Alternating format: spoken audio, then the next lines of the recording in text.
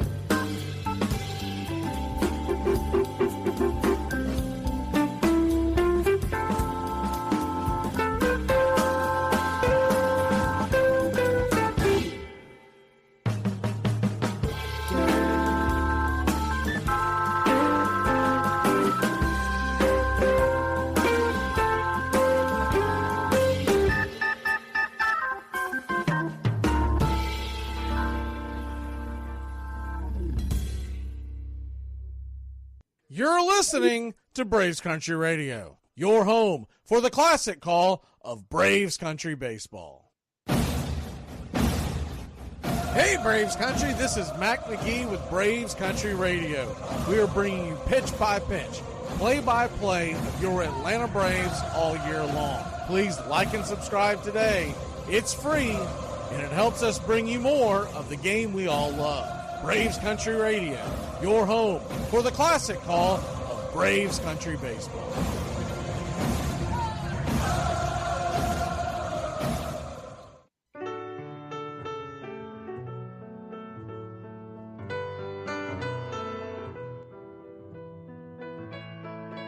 Casey at the Bat by Ernest Lawrence Thayer.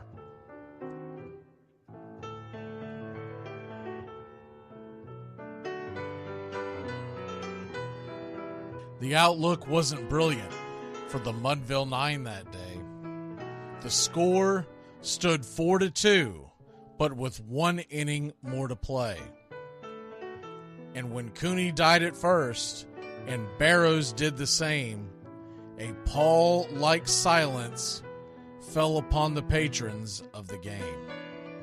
A straggling few got up to go in deep despair. The rest clung to the hope which springs eternal in the human breast. They thought, if only Casey could but get a whack at that, we'd put up even money now with Casey at the bat. But Flynn preceded Casey, as did Jimmy Blake, and the former was a hoodoo, while the latter was a cake. So upon that stricken multitude, grim, melancholy sat, for there seemed but little chance of Casey getting to the bat. But Flynn let drive a single, to the wonderment of all, and Blake, the much despised, tore the cover off the ball. And when the dust had lifted, and men saw what had occurred, there was Jimmy safe at second, and Flynn a hugging third. Then from 5,000 throats and more rose a lusty yell. It rumbled through the valley, it rattled in the dell. It pounded on the mountain and recoiled upon the flat, for Casey, mighty Casey, was advancing to the bat. There was ease in Casey's manner as he stepped into his place. There was pride in Casey's bearing, and a smile lit Casey's face. And when responding to the cheers, he lightly doffed his hat. No stranger in the crowd could doubt 'twas Casey at the bat. 10,000 eyes were on him as he rubbed his hands with dirt. 5,000 tongues applauded when he wiped them on his shirt. Then while the writhing pitcher ground the ball into his hip, defiance flashed in Casey's eye, a sneer curled Casey's lip. And now the leather-covered sphere came hurtling through the air, and Casey stood a-watching it in a haughty grandeur there. Closed by the sturdy batsman, the ball unheeded sped. "That ain't my style," said Casey. "Strike one," the umpire said. From the benches black with people, there went up a muffled roar, like the beating of a storm waves on a stern and distant shore. "Kill him! Kill the umpire!" shouted someone on the stand, and it's likely they'd have killed him had not Casey raised his hand. With a smile of Christian charity, great Casey's visage shone. He stilled the rising tumult, he bade the game go on. He signaled to the pitcher, and once more the dun sphere flew. But Casey ignored it, and the umpire said, "Strike two!" "Fraud!" cried the maddened thousands, and echoed answered, "Fraud!" But one scornful look from Casey, and the audience was awed. They saw his face grow stern and cold. They saw his muscles strain. And they knew that Casey wouldn't let that ball go by again. The sneer is from Casey's lip. His teeth are clenched in hate. He pounds with cruel violence, his bat upon the plate. And now the pitcher holds the ball, and now he lets it go, and now the air is shattered by the force of Casey's blow. Oh, somewhere in the favored land, the sun is shining bright. The band is playing somewhere, and somewhere hearts are light. And somewhere men are laughing, and somewhere children shout. But there is no joy in Mudville. Mighty Casey has struck out. Casey at the Bat, Ernest Lawrence Thayer, published June 3rd, 1888. San Francisco Examiner.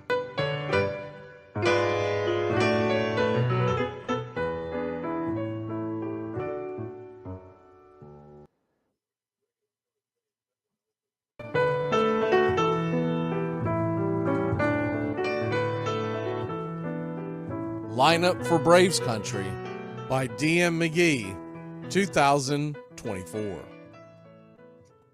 A is for Aaron, the Hammer and Hank, the real home run king. Take that to the bank. B is for Bobby. Cox never cowered. He'd give Blue quite an earful on his way to the showers. C is for Chipper. Don't call him Larry. He would show up in Shea, the Mets he would bury. D is for David. Justice he'd bring. A Game 6 solo brought Atlanta their ring. E is for Eddie Matthews. 512 bombs away. Lit skies from Boston to Milwaukee to the A. F is for Fred. McGriff dog-biting crime. A fire was lit the day he arrived. G is for Glavin. Southpaw winds and kicks. Changing speeds east and west. A gem in Game 6. H is for Harry and his brother George Wright. The father of baseball, Boston pennants in flight. I is for inning, ending double play. Riley to Ozzie to Olsen all day. J is for Jones. Andrew let her fly. And his gloves in center is where singles would die. K is for strikeouts. A plenty from Strider. The quads in the stash, getting swings from that slider. L is for Lopez. Javi to B-Mac. Travis and Smurf, we've been lucky to see that. M is for Mad Dog. He won 355. Could swat flies with the changeup and still bust you inside. N is for Necro. He got to the hall by bending and knuckling and floating that ball. O is for Otis. Old Nixon could fly. The catch at the wall baffled our eyes. P still for Peterson. We were all rockin' pearls. With Eddie and Jorge, we were out of this world. Q is a quandary for why Dale is not in. Murphy MVPs again and again. R is for ranking. The top pitcher's lore. Remember Kid Nichols, 107 WAR. S is for Smoltzy. The big three in the hall. When the game's on the line, you give John the ball. T is for Tyler. Matzik and the gift of 2021, the entire night shift. U is for Chavez, but we say Uncle Jesse. The frames, the release, kept the batters guessing. V is Van Weeren. Skip Carey 2. Don Ernie Joe, the tales from the booth. W is Warren. Spawn Johnny Sane. They'd ride him in Boston and then pray for rain. X is Mazzoni. Yeah, X marked the spot. Leo rocked next to Bobby, and his pitchers stayed hot. Why it makes us feel young, the game's main appeal. Chopping through the battery, there's no better feel. Z is for Zip Boom Bam, Ramalama Ding Dong. Throughout the summer, we sing that song. From AJ to eyeglasses and a hell of a pen. Mad Max, Uncle Charlie, win after win. A cannon from short, and RC you later. Acuna Matata, There is no one greater, though you can't fit them all when you just A to Z. Think of your favorites in the rafters we see. I started with 3, then 10, 25, 47, 31, and of course 29. Let's not forget 21, 41, 35, the great 44, or 755, and old number 6, who led his great teams. The pennants were flying. It felt like a dream. From Boston to Milwaukee to Atlanta's TBS, a family, a tradition, Braves Country's the best. Line Up for Braves Country by D.M. Magee, 2024.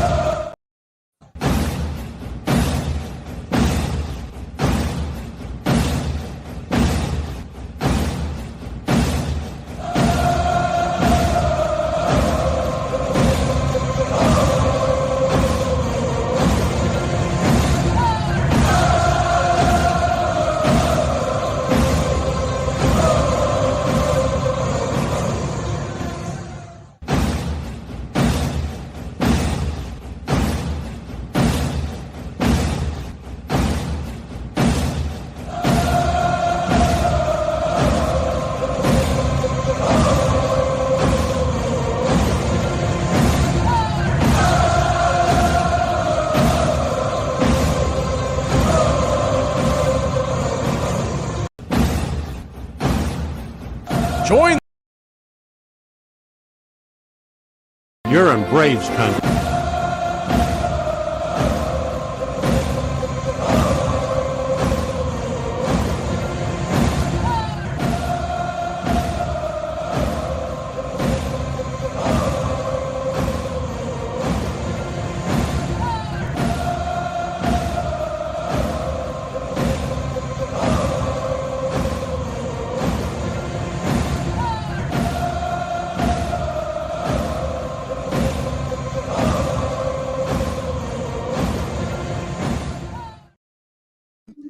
Good evening, Braves country. I know it's a late one tonight, another late one, and 9:40 first pitch, so we got to get rolling here on a night where still looking at our wounds from last night. Look, to put that game to bed, look, it was a tough one. You pitched that well with Max Fried. You have a no-hitter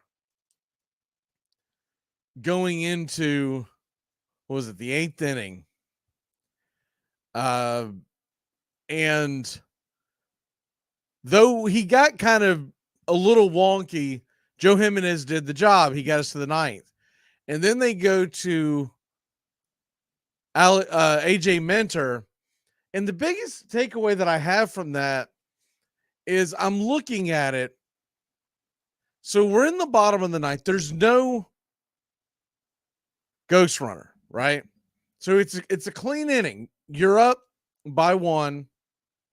You are going to face nothing but right-handers because they have had a right-handed heavy lineup against Max Fried. We know AJ Minter has struggled in the closing role. I don't understand why they didn't go to Jesse Chavez. And then if you get in a jam, and then if they go to a lefty, okay, fair enough, put strength against strength. But Jesse Chavez, I think, would have been the perfect person to put it. We'd already used Pierce Johnson. We'd already used Jimenez. Maybe you build that a little different. Maybe you come in and, as opposed to using Johnson to Jimenez to question mark in the 9th, you go Chavez to Pierce and let Jimenez close it out. The main reason why is because they had the heavy right-handed lineup. And so you kind of painted yourself in a corner. And I know they want to show AJ they believe in him and all that jazz, but the numbers don't lie. All the guys that they brought to the plate in the 9th, especially the walk-off home run, they all have better power numbers against left-handed pitchers. And AJ wasn't sharp. He'll be the first one to tell you that. He'll be the absolute first one to tell you that. But the point being, I'm not going to sit here and kill AJ because he's never been a real closer. He's filled in from time to time, and he's always struggled at that. But he's always been a great setup man. And typically, we put him in the setup role in a place to succeed. We do it where he is going up against the lefties all year long. If we get to the 7th, 8th inning, AJ comes in when you're expecting more lefties. Joe comes in when you expect more righties. And I get why they weren't going to use Iglesias again. They'd already predetermined before the game they weren't going to use him yet again. They'd used him 3 of the last 4 games. I get that. No issue with that. But then you got to build it out better. You got to be a little more organized going into the back end, realizing they've got a strong right-handed lineup. And the last thing you want to do is put a lefty in there. It would have been a good night to give AJ the night off if possible. And once again, I would have used Jesse. If you didn't want to wait till the 9th, I get it. Jimenez, if I'm building that, Jimenez is my closer last night. Jesse is my 7th inning guy. And Pierce is my 8th inning guy. And I'm going to go righty. I'm going to make them dump all their lefties out of their repertoire. And then when you get to the 9th, if you get in a jam and they have a lefty that they're bringing in, that's when you go to AJ. But anyways, we'll move on from that. Tonight, it's Raylo versus Luis Castillo. Should be another great pitching matchup. Luis Castillo, his numbers aren't as impressive as they normally are. He's got an ERA north of 4 this year, but it's still early. Luis Castillo, we've seen him in the playoffs back when he was with the Reds. We've seen him several times over the years, and he is nasty. He normally pitches really well against the Atlanta Braves. Now, it's been a while since we've seen him, but typically he has pitched well. So we'll see what happens tonight. But I think Ronaldo Lopez is going to have one of those Ronaldo-type games. It's really crazy, but he's become our ace. And he's got a .72 ERA. And sadly enough, we're going to need that kind of thing tonight because I think you're talking about a really low-scoring game. I'm going to take the Braves to win tonight. I'm going to take them in a tight one. I'll give us a little more pop tonight than we got last night, but I don't think you're going to get the over. Braves win it 4-2. That's going to be my prediction right there. And my pick to click with the righty on the hill. Looking at this Braves lineup and looking at how these guys have fared against him, it's really against my better judgment because I said I wasn't going to do it until they came out of it. Ronald Acuna Jr. is 7 of 13 lifetime against Luis Castillo. And I saw an argument on Twitter last night, or maybe it was this morning. I don't remember. It all blended together. So I went to bed so late, had to wake up so early. Went on like 3 hours of sleep today. I was a zombie. But it was unbelievable that people were trying to crush Acuna and company. Ronald Acuna Jr. scored the one run, and he self-generated that run. He got in on him with the infield single. He stole second. He stole third, and then we got him home. I'm going to go with the pick to click, Ronald Acuna Jr. I can't wait all year for these guys to wake up out of their slumber. Other guys of note, Marcell Ozuna is 4 of 20 lifetime. You don't love that, but he does have 2 bombs against Castillo. Arcia is 11 of 31 lifetime versus Luis Castillo. So that's interesting in itself right there. The only one who's gone yard is Ozuna. I just feel like I go to that well too much. So I'm going to go with Acuna. If I was going to pick a second one, it would definitely be Arcia. Those 11 for 31, you can't beat that. But Acuna, come on, man. Just start getting good contact on the ball. The ball will fall. You'll get on base, and you'll wreak havoc. We saw what he did last night.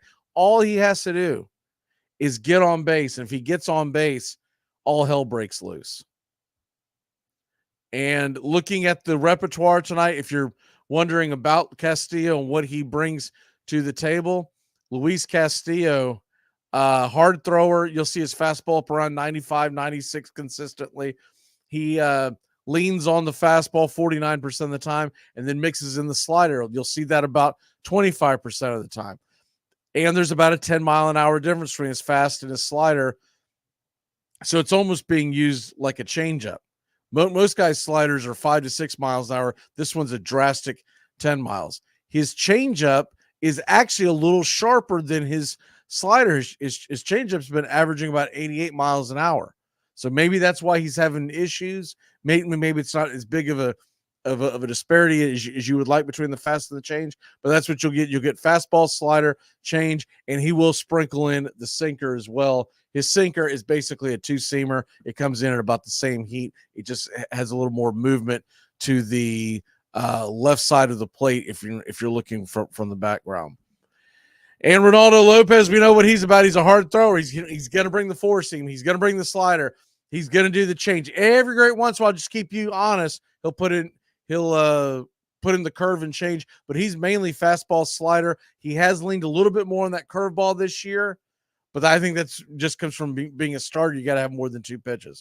All right, let's step away. We're going to grab the bats, lineups, all that stuff. Get ready, Braves country. Braves, Seattle Mariners got to tie this series up. We got a chance to win it tomorrow. We'll be back in a flash. Like me, you can't smoke like me. So don't try and be like me. Let's party together.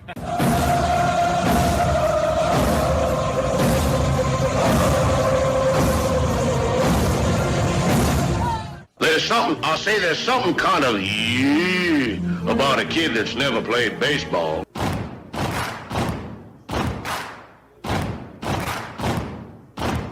Baseball is a beautiful thing. It's more beautiful in an old park. It's asymmetrical and quirky. But even in a dome with artificial turf, it's beautiful. The way the field fans out, the choreography of the sport, the pace and rhythm of it, the fact that that pace and rhythm allows for conversation and reflection and opinion and comparison. In right field, the crowd is tormenting Strawberries, singing, Darryl, Darryl. Little roller up along first, behind the man. It gets through Buckner. Here comes Knight, and the Mets win. And there's a fly ball deep to left. It's on its way. There it goes. And the Yankees are going to the World Series. Aaron Boone. Ground ball stabbed by Folk. He has it. He underhands to first for the first time in 86 years. The Red Sox have won baseball world championship. Can you believe it? It's a pastime, something you do. It's entertainment, something you watch. And it's a shared experience, something you talk about and read about. But you can apply those same three criteria to other things. What makes baseball special is that it's the best game that's ever been devised. Smith corks one into right down the line. It may go. Go crazy, folks. Go crazy. Sure as God made green apples, someday the Chicago Cubs are going to be in the World Series. A little bouncer slowly toward Bryant. He will glove it in front of Rizzo. It's in time. And the Chicago Cubs win the World Series. Cubs win. What a lucky break. The good Lord wants the Cubs to win. How can you not be romantic about baseball? If baseball is about caring, about loyalty and rivalry, Braves fans are on their feet hoping for some kind of a bleeder or a seeing-eye single. Here's the 1-2 pitch. Fastball hit high and deep down the right field line. It's going back, back, back. Is it fair? Is it zip, boom, bam, it's gone. Ram-a-lam, ding dong, a 3-run shot, and your Atlanta Braves have taken a 1-1 lead. She's gone, baby! There's a very peaceful thing. It was created and played in pastures and meadows. There's grass, there's outdoors, there's everything that people thought was American and feel about America. You get in a ballpark, and it's the wonder of walking through that dark tunnel and seeing a huge open space where men play the little boy's game.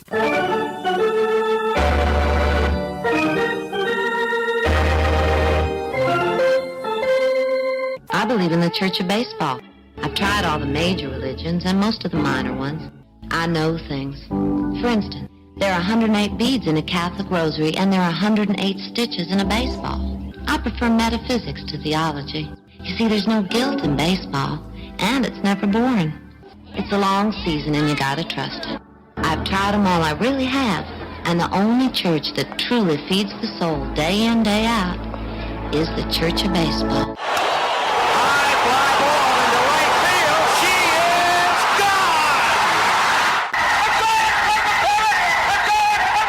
Swung line drive left field. 1 run is in. Here comes Reed. Here's the throw to the plate. He is safe. you're in Braves country. If there's a bigger thing going on right now, I don't know what it is. We're down to 1 strike here. Gurriel, the last hope for the Houston Astros. Here's the 0-2 pitch. Swung on, bounced over to Dansby. Dansby fires it over to first, and here comes the dog pile. Fire the cannons in the battery. Do the chop all throughout Braves country. Pop that top. Your Atlanta Braves have won it all. Oh, say can you see by the dawn's early light what so proudly we hailed at the twilight's last gleaming, whose what stripes and bright stars through the perilous fight o'er the ramparts we once were so gallantly streaming.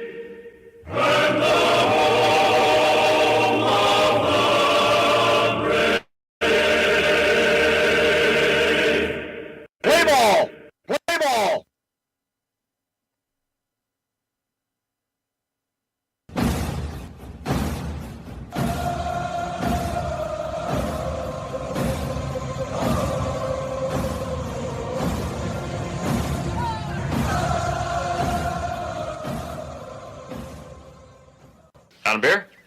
It's 7 o'clock in the morning. Scotch? Hey, howdy, hi, and how the hell are you? Pull up an armchair, girls and boys, and join us for Braves Country Baseball. You're listening live, and the scene is T-Mobile Park in Seattle, Washington, where we're set to bring you pitch-by-pitch, play-by-play of your Atlanta Braves. Hi, I'm Mac Magee. Here are your starting lineups for today's action. Leading off and playing right field for your Atlanta Braves, it's Ronald Acuna Jr. 1 home run, 6 RBI, 13 stolen bases, batting .255. Ozzie Albies batting second, playing second. 2 home runs, 17 RBI, 2 stolen bases, batting .325. Austin Riley batting third, playing third. He has 2 home runs, 14 RBI, a .225 average. Matt Olson batting cleanup and playing first with a .206 average, 3 home runs, 15 RBI. Marcell Ozuna, your designated hitter, has 9 home runs, 31 RBI, a .330 average. Orlando Arcia batting sixth with a .287 clip, 2 home runs, and 9 RBI. Michael Harris II is batting seventh and patrolling center field for your Atlanta Braves. He has a .306 average with 3 home runs, 13 RBI, 5 stolen bases. Travis d'Arnaud is behind home plate with 5 home runs, 16 RBI, a .284 average. And Jerry Kelnick is in left field with 4 RBI and a .306 average. On the mound for your Atlanta Braves, it's Ronaldo Lopez Day.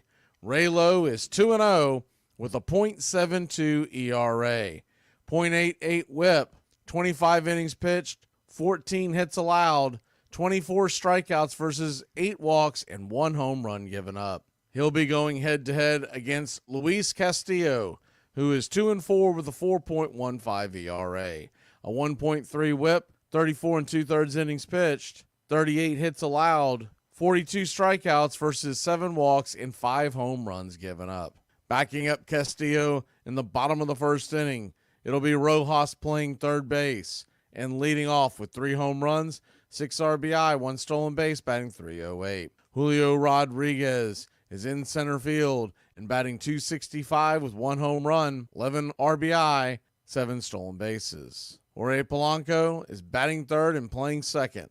He has 3 home runs, 8 RBI, 1 stolen base, batting .167.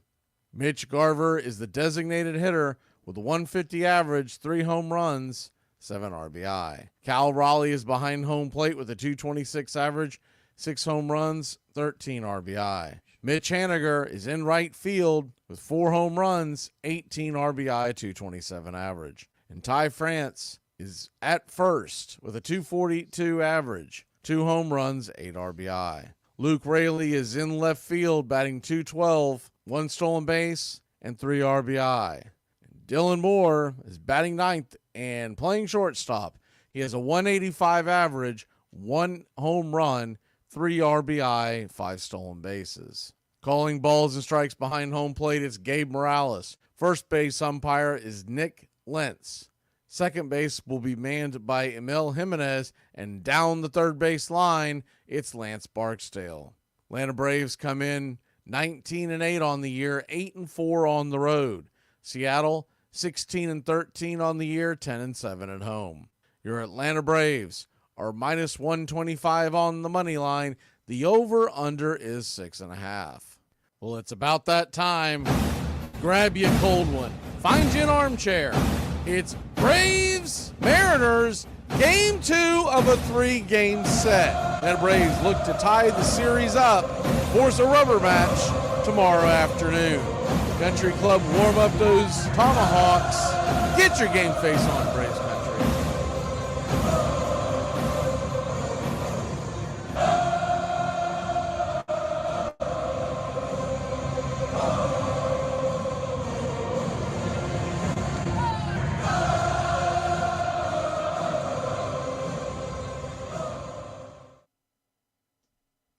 Good evening, Braves Country. Get this bus moving. Stop. Come back. Too late. Roll call! Yeah! Roll call! You're in Braves country. Time for a roll call. If you haven't already chimed in, jump into the chat. We'll say howdy to you. Good evening, Country Club members. We see Jesse D in there tonight. Gary McCoy, Russell Hall, Robert. Good evening, Country Club members, and everyone in Braves country. Robert Thames, Sam Adams. What you talking about, Willis? Margaret. Red Rum. We got Brian Andrews in here. I think that's it. I know it's late tonight, so I'm sure we'll get some folks popping in and out. Envy Mason. Hey, Envy. And we are just about set for pitch-by-pitch, play-by-play of your Atlanta Braves. If you haven't seen the schedule this week, we are bringing you, as you see it right up there on the screen, we will be bringing you the entire Dodgers series. So it's not the chat day on Sunday. We are going to bring you pitch-by-pitch, play-by-play of your Atlanta Braves this Sunday. We usually try to do it for the Dodger series. It's just really comes down to if I can get it squeezed into my schedule. Atlanta Braves are coming up to the plate with their classic road grays.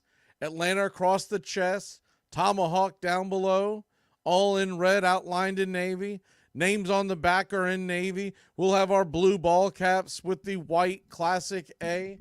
The Seattle Mariners, white pants, blue top, Seattle across the chest in silver outlined by green, and their classic blue cap with the S Mariner logo on it. Luis Castillo is firing his final warm-up pitches. Edward Sprague, good to see you in there tonight, sir. And we are just about set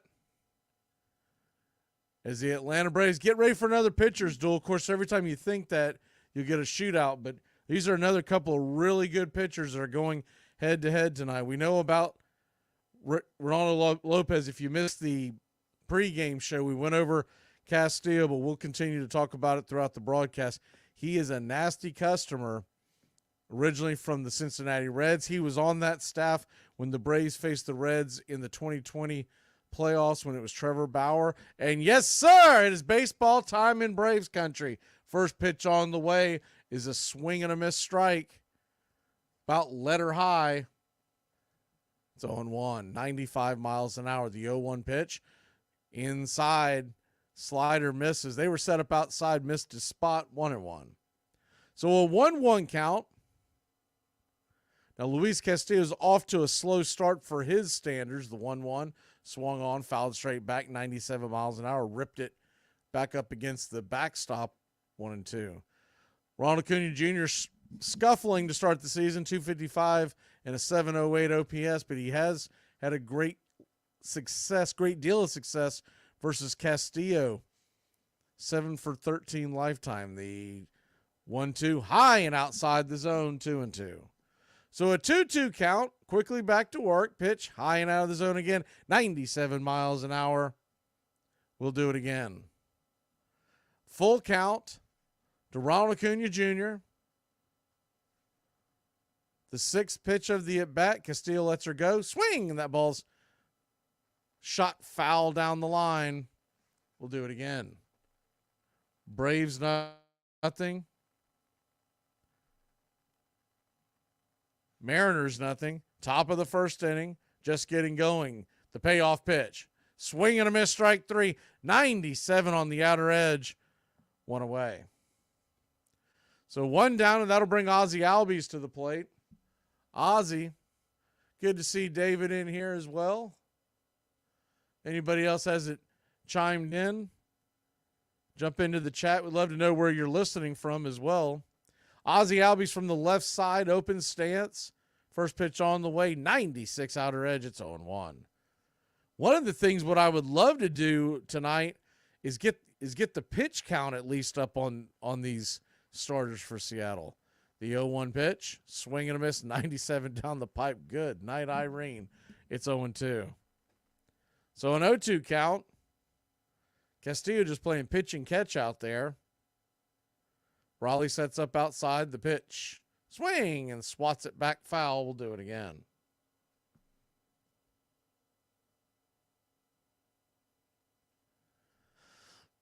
So an 0-2 count. Righty, lefty, the pitch. Just misses outside wide. Tried to get him to chase that. It's 1-2. Ozzie Albies batting .325 on the year, an .899 OPS. He has a couple of dingers and 17 RBI. The 1-2. Swing, and that ball's laced in right field. That's going to get down for a base hit. And here come your Atlanta Braves. First hit of the night. We didn't have to wait 7 innings this time. 93 miles an hour off the bat from Ozzie Albies. Brian's listening in Ashland. Brad from Oxford, Alabama. That'll bring the rake to the plate. Austin Riley. Righty, righty, the pitch. 96 outside wide. It's 1-0. Like most of your great aces in baseball, getting to them early and often is usually the recipe. You get them to kind of get in is the 1-0 pitch. Whoa, that ball was way inside, called for a strike. Looks like Gabe Morales is already going to be a problem. It's 1-1. Terrible call. That pitch is probably 3 inches inside if you're listening on radio. If you are listening on radio, you can jump into our YouTube channel, Braves Country Radio, the 1-1 pitch. Swing and fouled it back out of play. It's 1-2. So a 1-2 count. Righty, righty. Standing on deck is Matt Olson. The 1-2 pitch. Tried to get him to chase that slider to go around. They're going to say he did, and that's well, we'll have to see the replay on that. First glance didn't look like he went. We're not getting here's the side view. He probably went. We'll give it to him.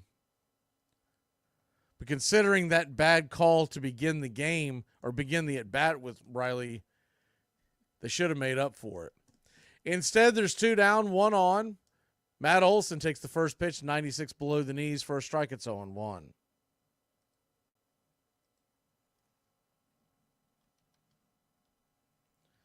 The 0-1. Pitch on the way. Swing, and that ball's lifted high into left field, going back on the track, making the catch at the 376 mark. That'll end the inning. Matt Olson gave it a ride, but that'll end the inning. Braves put 1 on, can't get him across. We'll be back in a flash here on Braves Country Radio. If you grew up in Gen X, you had your parents who told you every single day that you were like 1 second away from being murdered or kidnapped. We had to get our fingerprints and our photo taken every school year in case we got kidnapped. And if that wasn't traumatizing enough, they put all the missing kids on the side of our milk carton that we drank at lunch. Every time you got on the escalator with your mom, you were doing something wrong. You were too close to this, your shoe was too untied. They insisted that if we made one wrong move on that escalator, we were gonna get sucked down into those metal teeth. I still have anxiety about escalators. They made us think we were going to die all the time. I'm a little confused about one thing. What's that? Who pays for all this? What do you mean who pays for it? The company pays for it. All right, well then, here's my second question. What does Atwater make? What do you mean, like, how much money does the company make? Oh, no, I mean, what do we make? I don't follow. We make money. No, I know we make money. I mean, what do we create? We create wealth. No, I mean... What do we build? What do we design? We don't build anything. You have to have moments that give you pleasure with your children or your hobbies or your games. And life can't all be big issues and heart surgery. You need something to give up. Something has to bring joy into the day. I've always thought that the 6 months during the baseball season, there was something in the day that wasn't there the other 6 months in winter. It was not that you had to listen to the game, but that you could if you needed it. The crowd is on their feet. Christian Yelich, single and a run, very dangerous hitter. cross everything. We're trying to get one more strike out of Will Smith. Called third strike. He got caught watching the paint dry, and that's it. The Atlanta Braves will head to the National League Championship Series. They knock out the Milwaukee Brewers.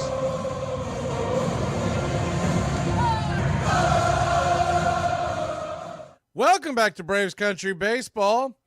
Envy listening from Southeast Georgia. This is the first pitch on the way. Is a fastball four-seam right on the edge for a strike. It's 0-1. The 0-1 pitch, righty-lefty. Rojas, who took a seat last night, did come in to pinch hit. Your leadoff batter, the 0-1 pitch, swatted into center field. That's going to get down for a base hit, and it's a leadoff single for the Seattle Mariners. Braves had the shift on it. They just kind of hit them where they ain't.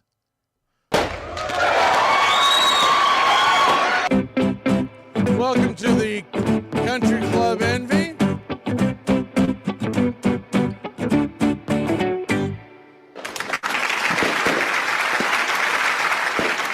So one on and nobody out, and Julio Rodriguez, who was the leadoff hitter last night with the lefty on the mound, he'll bat second.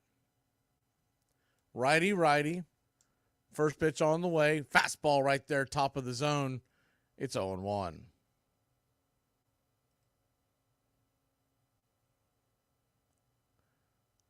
Braves nothing, Mariners nothing. Bottom of the first inning. Game 2 of a 3-game set. The 0-1 pitch. Swing and a miss, 94 right down the pipe. It's 0-2.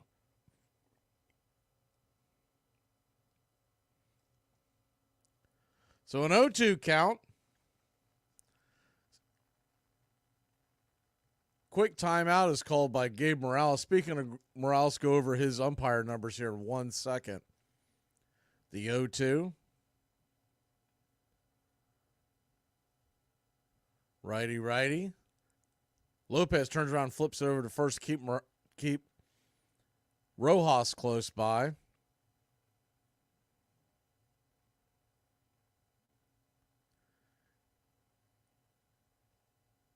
The 0-2 pitch to Rodriguez, batting .627 on the OPS, .265 average, the pitch.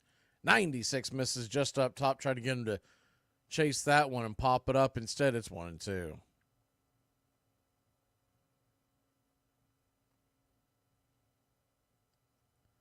The 1-2 from Raylo.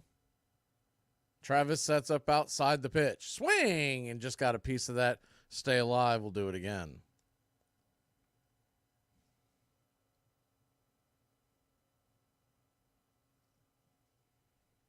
Gabe Morales is in the 35th percentile as far as accuracy in umps. Expected accuracy, bottom of the barrel. The 1-2 pitch, swung on and fouled back out of play. We'll do it again.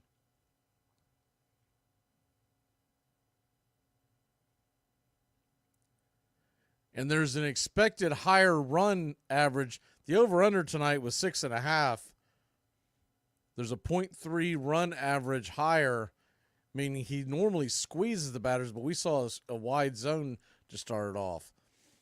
The pitch on the way. Swing and a miss. Strike 3. Zipped it in there. 95 right in on the hands.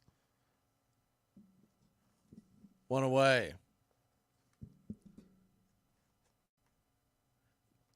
I think Hoorod was kind of leaning out over the edge, expecting that slider again. And that 95 got right in there on his kitchen. So that'll bring Polanco to the plate. Polanco takes the first pitch. Slider right there for a strike, 78 miles an hour, about knee high. It's 0-1. Welcome in Wilmer from our Facebook page. If you want to jump on in over at the YouTube page, it's Braves Country Radio as well. The 0-1 pitch. Outside wide, misses. 1-1. So a 1-1 count.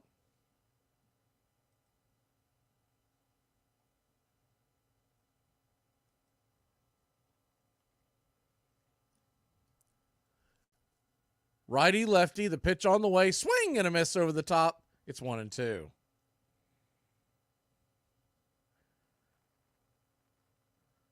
1-2 count from Lopez.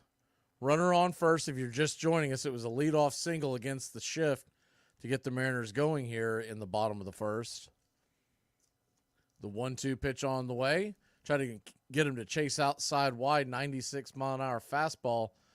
Just missed his spot. It's 2-2. The 2-2. Standing on deck is Mitch Garver. In the hole is Raleigh. So you do have a couple of double play candidates due up. Polanco steps outside the box for a second. You got a 2-2 count. Jorge is batting 167 on the year at 577 OPS. The 2-2 on the way. Caught looking strike three. They're going to run, and Rojas will get the stolen base. But there will be two away. Raylo froze him with the slider to get the strikeout. But with that, Travis had to wait for the ball to arrive and really had no shot trying to throw him out from his knees. He had it with ease. So 2 down, runner in scoring position now. First pitch on the way is slider down and in. It's 1-0. Braves nothing, Mariners nothing. Bottom of the first inning. Righty, Mitch Garver. Designated hitter, but by trait he's a hind catcher. The 1-0 off the plate wide, 2-0. Mitch Garver. You may recognize that name if you watched the 2023 World Series. He was a Texas Ranger. The 2-0 pitch. Swing and fouled back. Smacks Gabe Morales right in the face. He appears to be okay. Shake it off. Man, that hit him square in the noggin. So a 2-1 count. Garver began his career with the Minnesota Twins. The 33-year-old was drafted by the Twins back in 2013. The 2-1 pitch. Swing! 97 up top. Fouls straight back. It's 2-2. Garver was drafted out of New Mexico in 2013 in the 9th round. From 2013, he made his major league debut in 2017. He made a name for himself hitting 31 home runs as a catcher from Minnesota. As the 2-2 pitch. Swing and a miss, strike three. Chase the slider off the edge, and that'll end the inning. So the Mariners put one on, get him in scoring position, but Raylo puts out the fire. We'll be back in a flash. Apparently today is not Thursday. It is Wednesday, which means tomorrow is not Friday, and now I'm in a bad mood. Hey, Braves Country, this is Mac Magee with Braves Country Radio. We are bringing you pitch by pitch, play-by-play of your Atlanta Braves all year long. Please like and subscribe today. It's free, and it helps us bring you more of the game we all love. Braves Country Radio, your home for the classic call of Braves Country Baseball.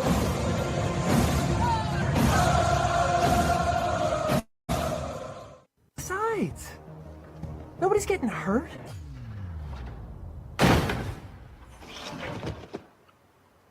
That guy was already up there when I got here. I always get excited when somebody likes one of my posts because I'm like, another weirdo. Aren't you supposed to get as much as you can in our society? If you earn big dough for management, you earn tremendous dough for management. Isn't that what capitalism's all about? Aren't you supposed to get that? So why we blame the guy for being a capitalist? It was the Emancipation Proclamation of baseball. When the reserve clause was overturned, it disallowed the owners from signing perpetual one-year contracts to ball players, thereby keeping them in the organization for eternity. So basically, it allowed us to go from plantation to plantation based on the highest bid of the plantation owner. And the owners got very upset about that because it inflated salaries, and then ticket prices went up and television revenue went up, and they found out they were making more money, and they found out, wow, we had a $1.5 million franchise. Now we have a $150 million franchise. So they made money, the players made money. The only people that got hurt were the American public, the fans, the integrity of baseball. Welcome back to Braves Country Baseball. First pitch on the way from Castillo to Marcell Ozuna is a slider outside wide for a ball. It's 1-0. Righty, the 1-0. Swing and a miss. 95 outside, 1-1. If you missed the pregame show, we mentioned Marcel's just 4 for 20 lifetime against Castillo, but 2 of those 4 are home runs. The 1-1 swing, and that ball's lifted high and deep into left field, going back, dying right at the warning track. I thought I might have spoken it into existence. He took a swat at that pitch and just missed getting it out.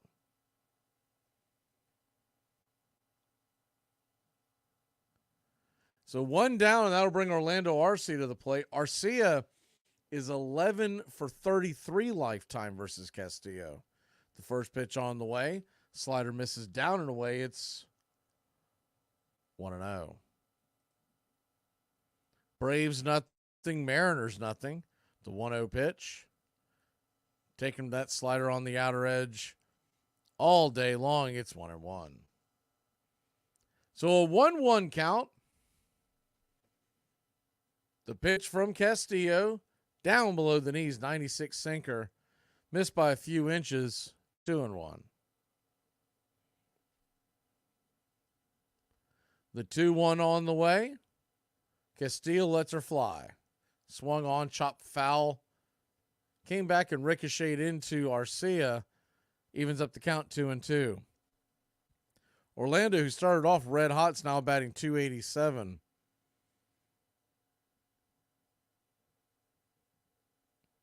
Nine RBI, 750 OPS. The 2-2. Swing! Fouls it straight back. We'll do it again. I'm still a little surprised that during versus right-handers, Michael Harris II isn't hitting in front of him. The 2-2 pitch. Swung on. Shot foul down the first base line. We'll do it again.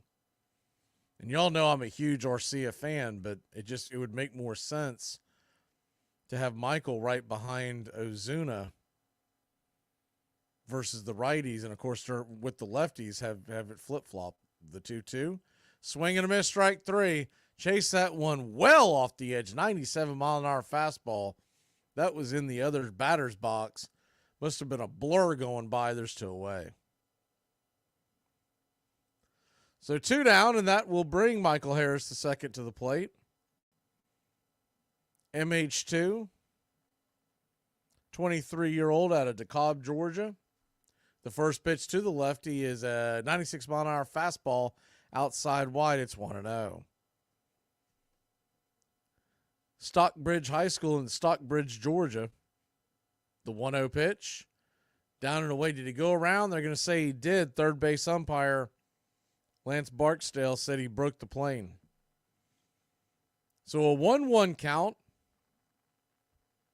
The pitch, swing and a miss up top. It's 1-2.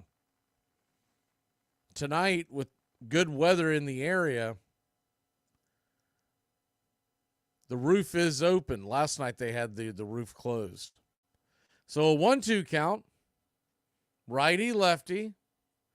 Castillo brings it. Swung on and foul back out of play.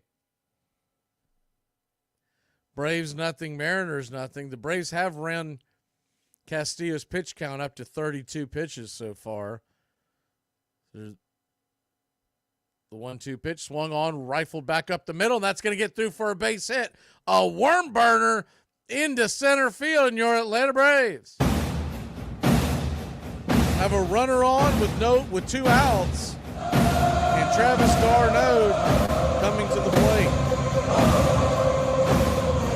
They were playing him on a shift, shortstop. Or going to his knees to try to make that play. Just got underneath his glove. I don't know if he's going to be able to throw him out because he goes all the way to the ground, would have had to spin and throw it to first. Something tells me he's not getting Michael on that play anyways. So that'll bring Travis d'Arnaud to the plate, righty. Castillo turns around and flips it over to first. Man, that was close. Tagged Harris on the wallet. He just got underneath the tag. Marlins in extra innings take out Colorado 7-6. The first pitch on the way. Swing and a miss, 96 right down the pipe. It's 0-1. These games are already in the books. Mets 4, Cubs 2. DJ Stewart hit another 3-run bomb tonight. Tigers over the Cardinals 11-6. That's game 2 of the doubleheader. The 0-1 swing and a miss up top. It's 0-2.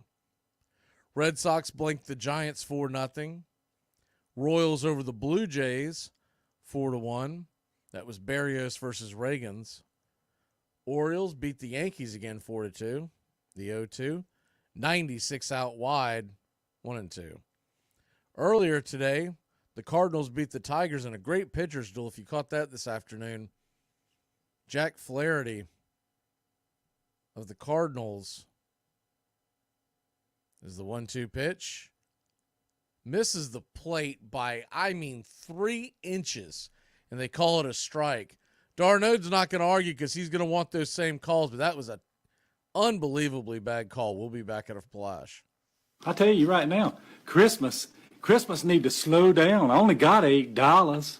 Today we are talking about one of the most distinguished gentlemen in the game. Here is the career of Christy Mathewson. He wasn't just good at baseball, he also turned pro in football, playing fullback for the Pittsburgh Stars of the First National Football League. During his playing career, he became famous for his pitching duels with Mordecai Three-Finger Brown, winning 13 of the 25 games they matched up. His control was on another level. In 338 innings in 1905, he walked just 64 batters. Twice he had more wins in a season than walks. When he was on the mound, you best not blink or you would miss the game. Many of his complete game gems lasted just barely 90 minutes. His performance in the 1905 World Series might never be matched. In a span of 6 days, he pitched 3 complete games without allowing a run while giving up only 14 hits. In 1908, he had his best season. That year, he set career highs in wins, games, innings, and shutouts. He even led the league in saves that season. During a game in July, he would run from the showers to the mound to preserve a win for the Giants against the Cubs. He was a winning machine, leading the league in wins 4 times, winning 30 or more games 4 times, and winning at least 20 games in 12 consecutive seasons. 5 ERA titles, 2 Triple Crowns, 373 wins, and a 2.13 career ERA. He was one of the best pitchers of all time. Billy Martin proved what a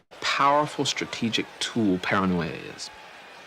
He believed that everyone was against him, and so he spent every waking moment figuring out how imaginary enemies could be defeated in their nefarious plots. And sometimes he not only created strategies to defend against things that would never be done against him, but realized that those attacks were in themselves novel, and he would then try those attacks that he had already dreamed up a defense. That's why he was so wonderful at suicide bunts and double steals and any way that you could humiliate or psychologically defeat the other team. He was sure that's how the world reacted to him. He was sure the world hated him, and so he turned that really raw, frightening paranoia into wonderful strategic intelligence.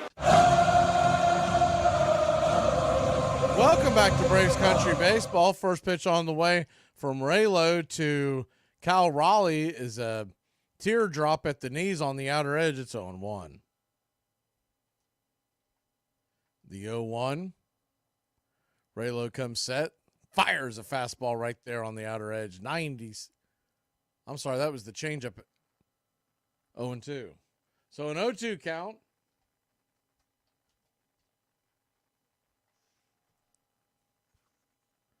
Righty, lefty, the pitch. Swing, and that ball is lifted high into center field. Drifting back up against the warning track is Michael the Hawk Harris. 1 away. Went for an evening stroll and found the first out of the second inning.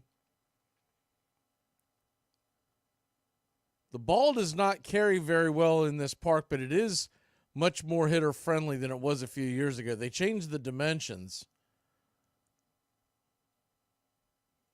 The wind does seem to be carrying out just a bit.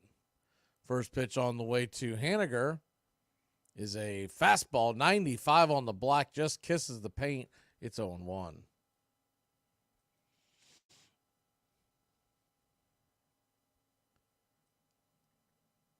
The 0-1. Swing and a miss upstairs, 96-mile-an-hour fastball. It's 0-2. So an 0-2 count. Righty. Haniger, batting .227, digs in. Swung on, hit high, not very deep. Drifting over towards foul territory. Making the catch is Ronald Acuna Jr. 2 down.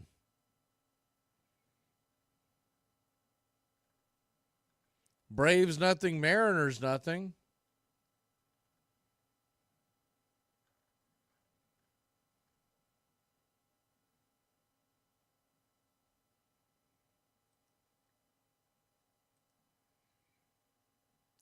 Ronaldo Lopez at 24 pitches so far, so good on that front. Here comes Ty France, the right-handed bat, the first baseman, batting .242. Takes a curveball up top, just misses high. It's 1-0. The 1-0. Pitch on the way, swing, and saw that foul over the first base side. It's 1-1.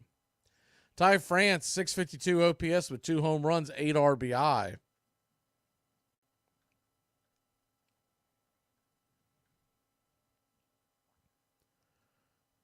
The 1-1, they set up outside, swung on. That ball is swatted into left field. Just pulled it off the edge, and it'll drop down for a base hit. 1 on, 2 out. Not a hard hit ball, but hit them where they ain't. That'll bring the left-handed bat of Raley to the plate. Raley, who took a seat last night in favor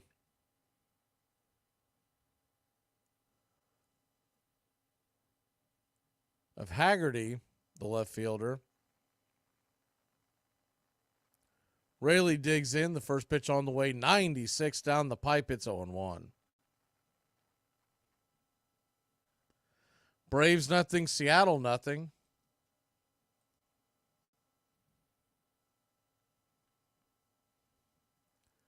The 0-1. Swung on and slapped foul towards the third base side. We'll do it again. It's 0-2.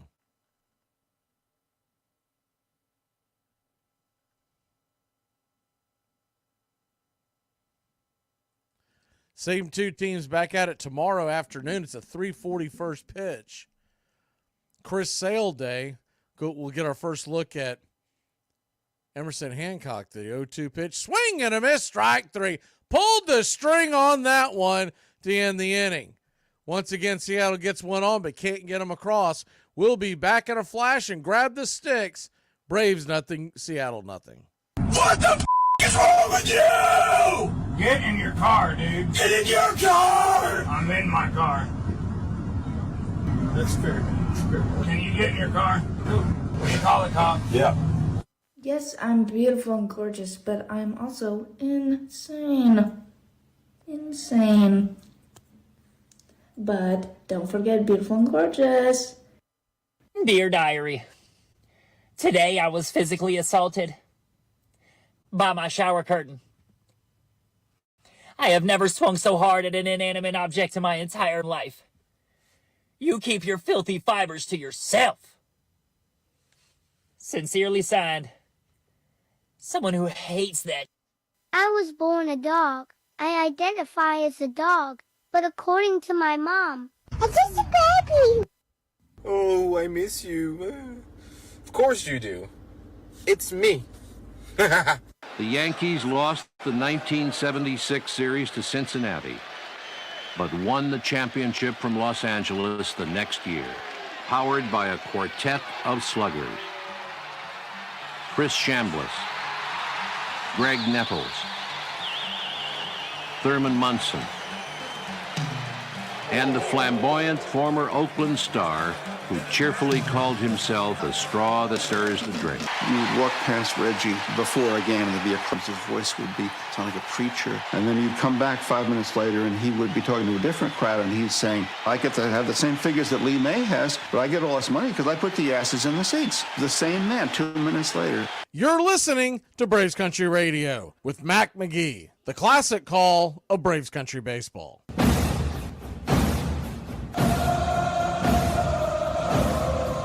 Welcome back to Braves Country Baseball. Jared Kelenic takes a swing at the first pitch, skies it high and deep into center field, but not deep enough. It'll be F8 in your scorecard, one away. Should be noted, Luis Castillo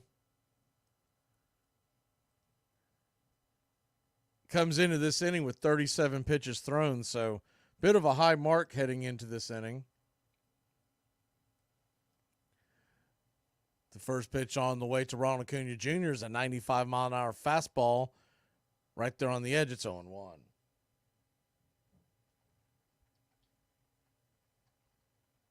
Righty, the 0-1 in the dirt.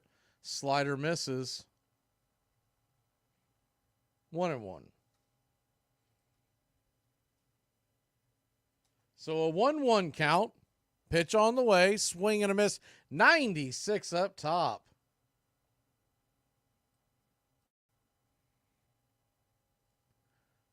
The 1-2. Kicks and fires. Inside, misses down low. We'll do it again.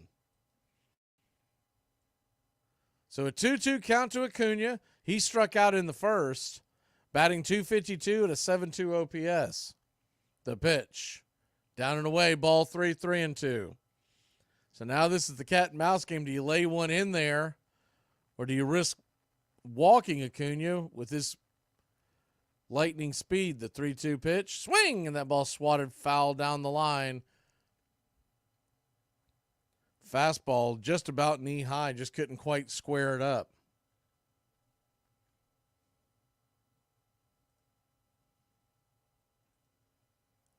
The 3-2 pitch swung on, and that one swatted foul, 97, about belt high over the plate.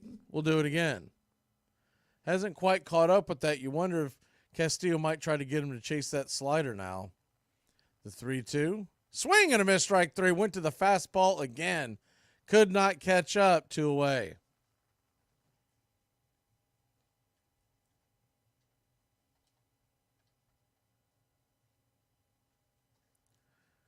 So that'll bring Ozzie Albies to the plate.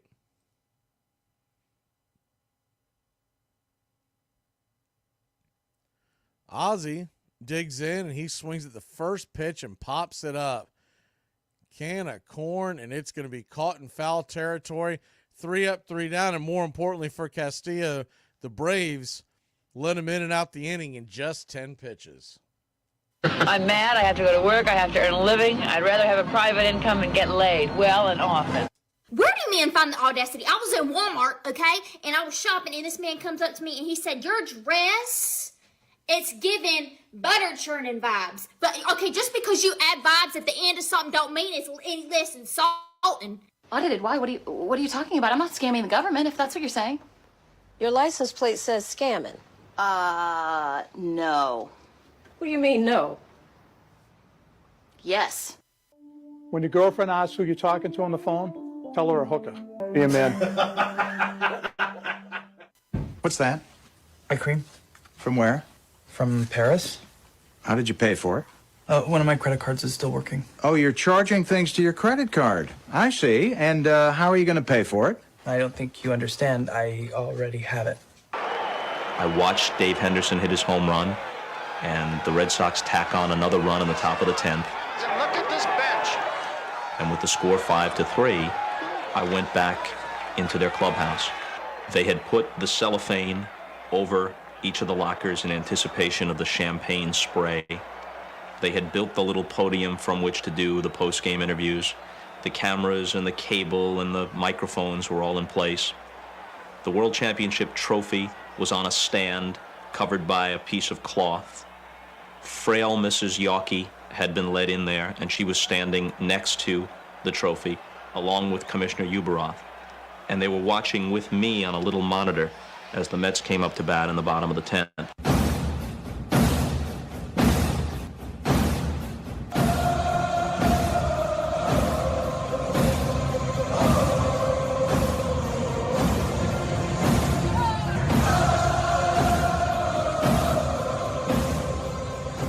Welcome back to Braves Country Baseball.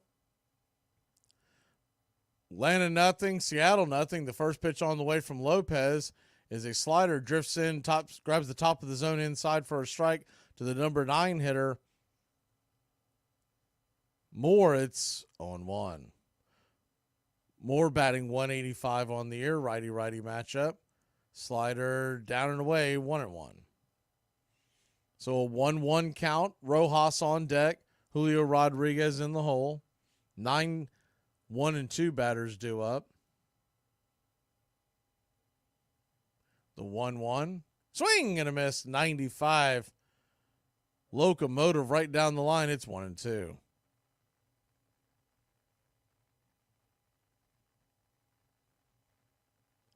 The 1-2. They set up outside wide, swung on, and foul back 97. We'll do it again, 1-2. Ronaldo Lopez sitting at 34 pitches. Philadelphia's jumped out on top of the Angels 3-0. That game's in the third. The 1-2 pitch.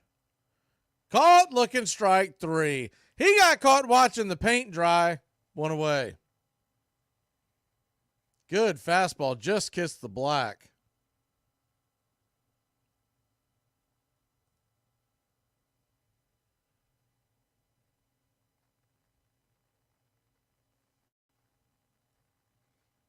So 1 down and the top of the order will flip over. First pitch on the way is a curveball. I guess it just missed the top of the zone. Looked like it hit it. It's 1-0. Righty-lefty matchup. The pitch. Curveball just missed down and away. 2-0.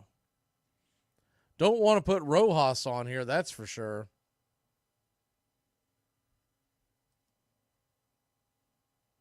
With his speed and Julio at the plate, that could be a problem. The 2-0 pitch. Swing! And fouls it straight back 95 miles an hour, 2-1.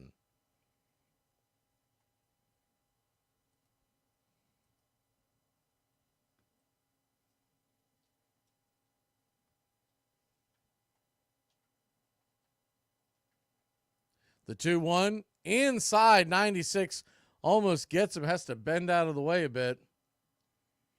So a 3-1 count to Rojas. Julio Rodriguez standing on deck.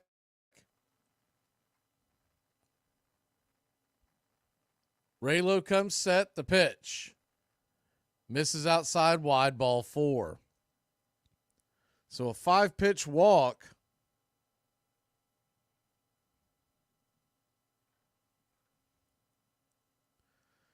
That'll send Rojas down to first, and that's not how you want to get this going.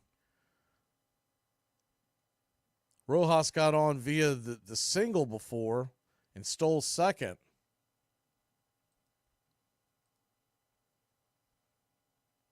The first pitch on the way to Julio Rodriguez is 97 off the edge. It's 1-0.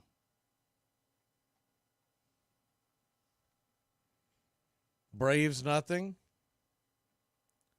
Seattle nothing.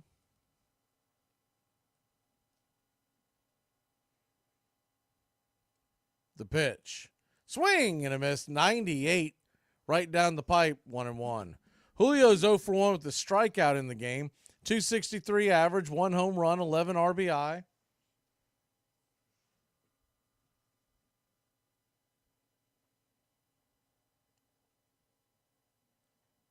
The 1-1 swing and swats that down the line.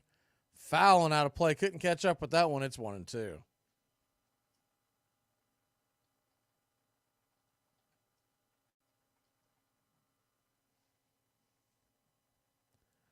The 1-2. Lets her go. Swatted and fisted foul over the first base dugout side. The runner was on the go. We'll have to retreat back to first.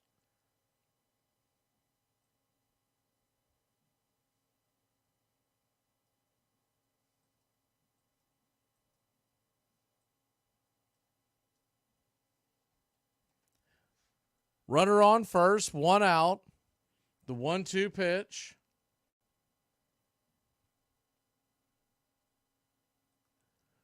Swing and a miss, strike three. Got him with the slider on the outer edge.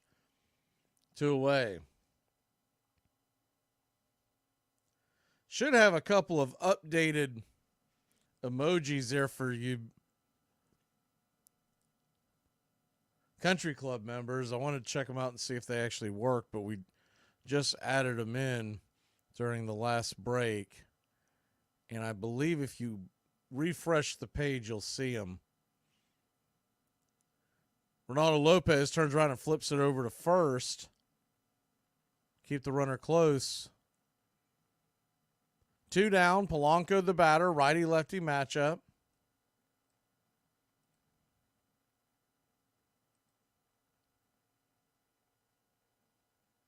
Yeah, you've got the backwards K as the first pitch on the way to Polanco is off the plate. Changeup misses. And this one here, if you can make that out, that's a blind up. I'm going to try to find a better one, but that's basically an umpire being walked by a seeing eye dog. They're kind of difficult to find in the middle of the game, but the 1-0 pitch swung on and lifted high down the right field line. Is it fair? It's gone. That ball was just golfed into right field. And the Mariners have taken a 2-0 lead. It surprised Polanco. I think he thought that he had either A, not hit it far enough, or B, it was going to hook foul. You see him pause for a second, and then all of a sudden realize, uh-oh, I better get going. That ball just cleared the fence. 349 feet, but it'll count for 2.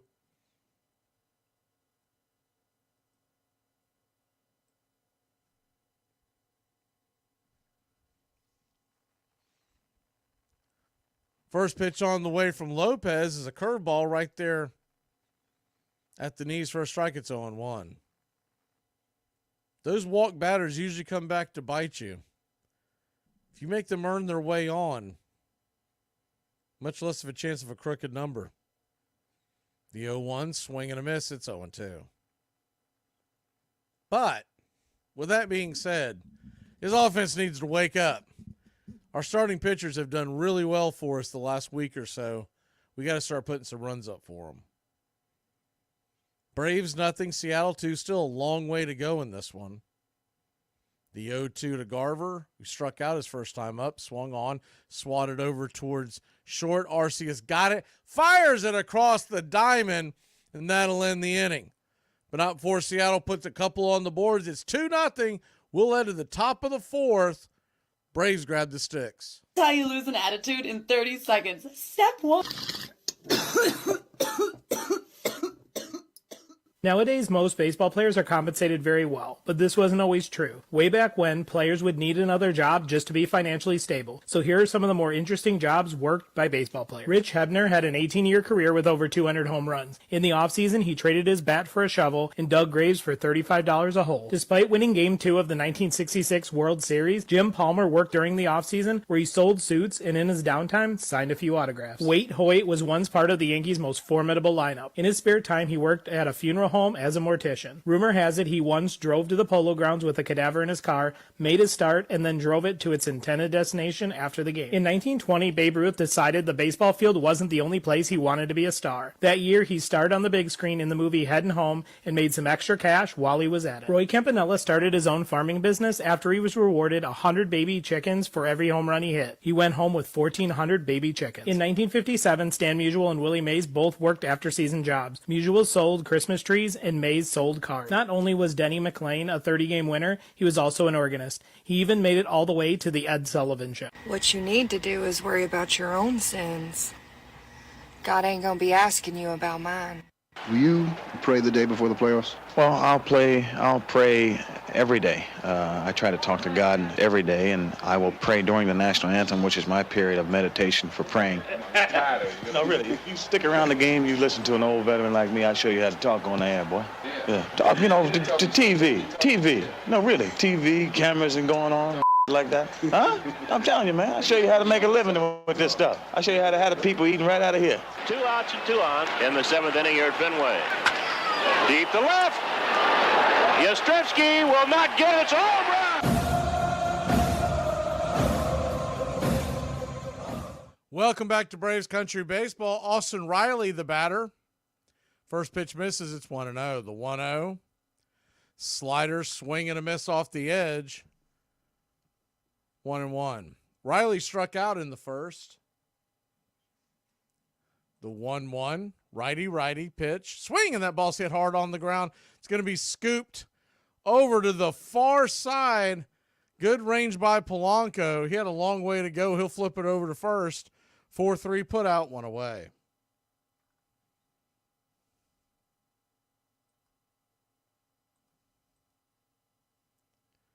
Hard hit ball on the ground. They were playing Riley to pull. That'll bring Matt Olson to the plate. Matt Olson gave it a ride the last time up.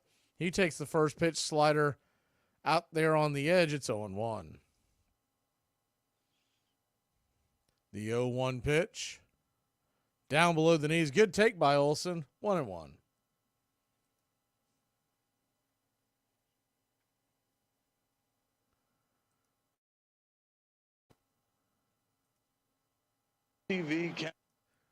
The 1-1 misses outside wide, 2-1. So a 2-1 count. Righty, lefty, they set up outside again, swing and a miss, change up, 2-2.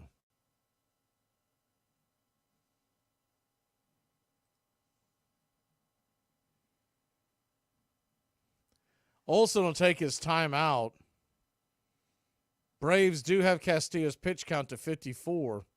The 2-2, up top, good take. 96, ball 3, 3-2.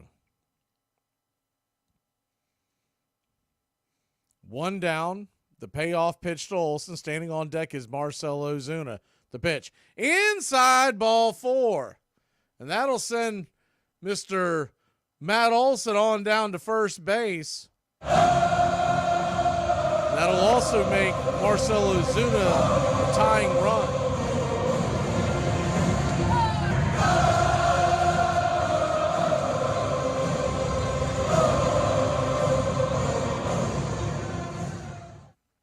The first pitch on the way to Marcell is chopped foul, inside sinker in on the hands. It's 0-1. Might have chased a sinker in on him. That ball had movement at the very last second. Looked like a fastball to Marcell. Righty. Olson on first. A modest lead, but nothing to shake a stick at. The 0-1.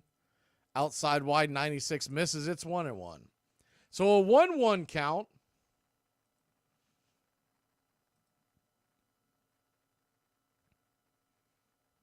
Ozuna waits the pitch. Fastball on the way, swing, and that ball's going to get dropped into center field. That's down for a base hit, and your Atlanta Braves have runners on first and second, 1 out. Orlando Arcia coming to the plate. Good piece of hitting by Marcell.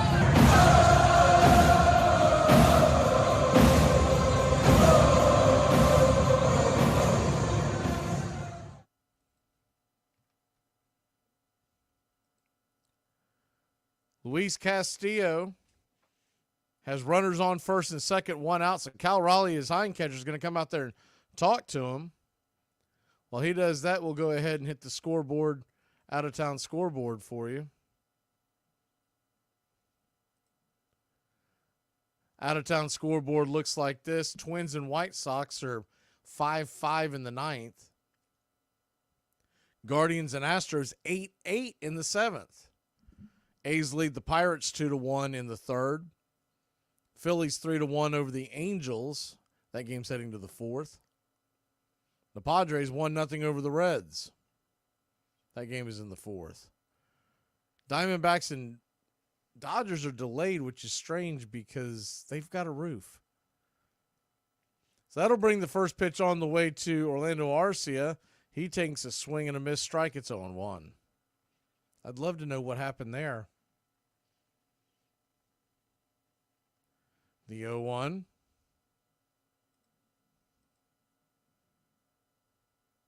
Pitch on the way. Kicks and fires. Swing and a miss.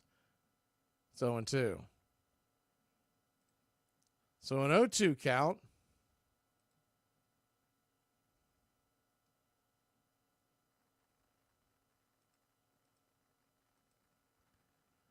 Castillo comes set the pitch. Swing and a miss, strike 3. And Arcia gets carved up pretty easily on that 1-2 away.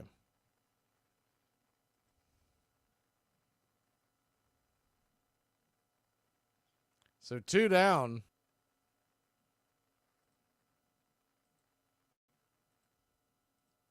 That'll bring Michael Harris II to the plate. Harris stands in the first pitch, swing and a miss, slider underneath the hands. It's 0-1.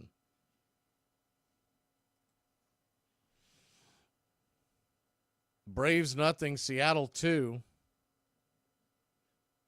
We're in the top of the fourth inning. The 0-1 pitch, swing and fouls it straight back. It's 0-2.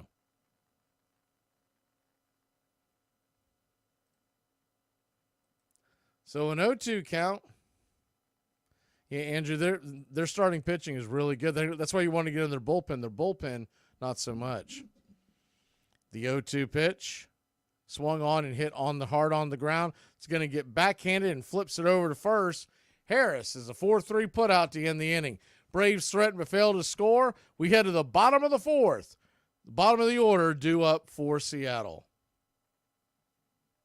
I am genuinely upset. I'm legitimately, I'm mad. I'm sad. I am confused. I am shocked and appalled. At what age did the people at the bank decide that I no longer enjoy suckers? I just got 3 things to say. God bless our troops. God bless America. And gentlemen, start your engine! I got lost in the game.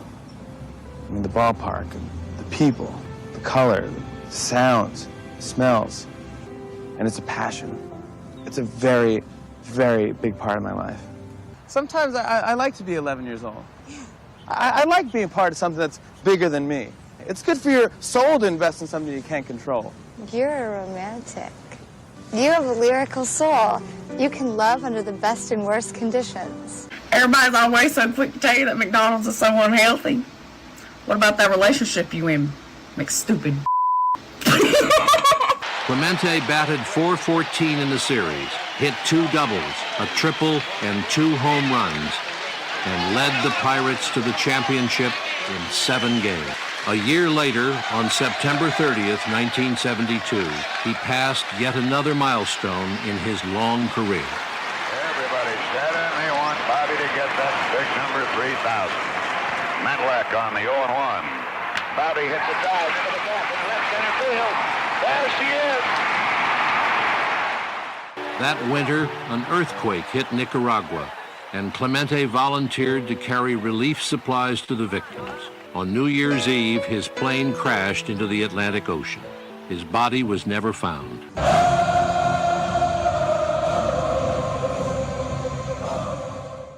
Welcome back to Braves Country Baseball. Cal Raleigh is the leadoff hitter tonight. The number 5 hitter in the lineup. The first pitch on the way to Raleigh swung on, hit high and deep. There was a cloud in the sky that might have brought rain. Instead, it'll fall into the glove of Ronald Acuna Jr. One away. It was a rainbow into right field. Sun's starting to set back behind the walls, so the fans at the very top level will get it out of their face here very shortly. Local time is 7:38 p.m. First pitch to Haniger. 94 on the outer edge for a strike. It's 0-1.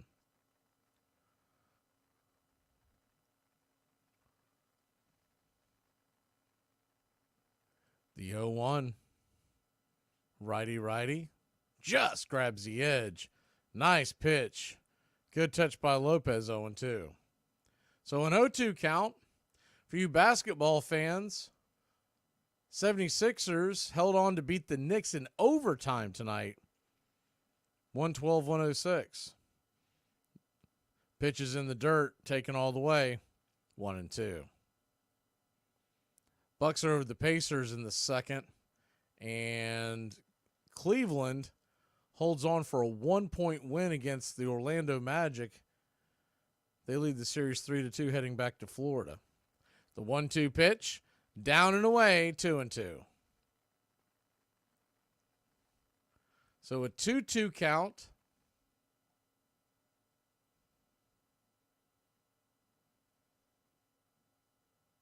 The pitch from Lopez. Did he go around? Looked like he did. Did he get? Yeah, they did not give it to him.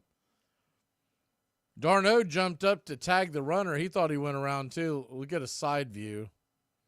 He may have held up. So a full count, 1 down. Lopez, 56 pitches into the night. We're here in the 4th inning. The pitch. Swung on that ball. Swatted into right field, down for a base hit. 96 mile an hour fastball. Didn't try to do too much with it. Hit it the other way, and there's 1 on, 1 out.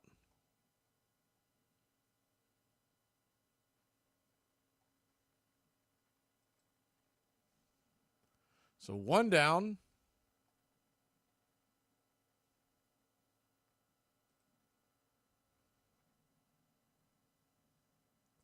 First pitch on the way to Ty France, who's 1 for 1. He takes a slider down and away. It's 1-0.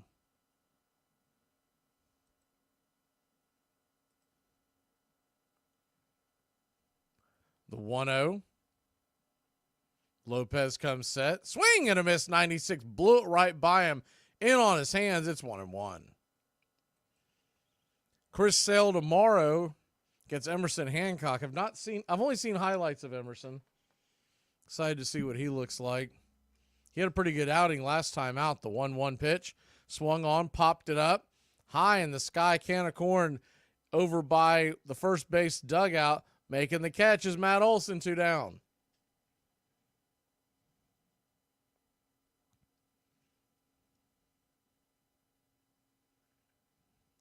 Braves, after this series, it doesn't get any easier. We head to Dodger Stadium. Friday night, Saturday night, and Sunday late afternoon. It'll be a 10:10, 9 p.m., and a 4:10 first pitch. First pitch on the way to Rayleigh is up high and out of the zone. It's 1-0. Righty-lefty matchup. Luke Rayleigh, 208 average, a 486 OPS. The 1-0. Down out of the zone. Good block by Travis. 2-0. Darno had to jump up to keep the runner from advancing.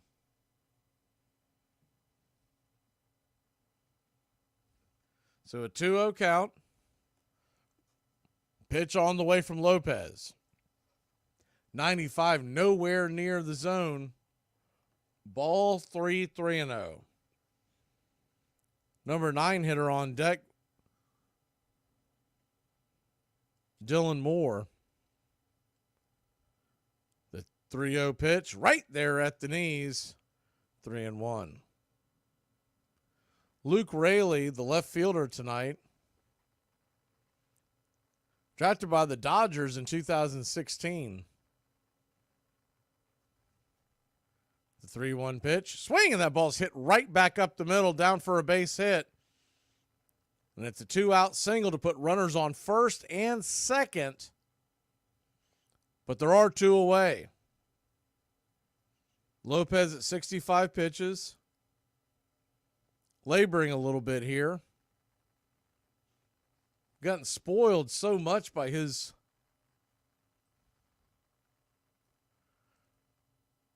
first several outings of the year,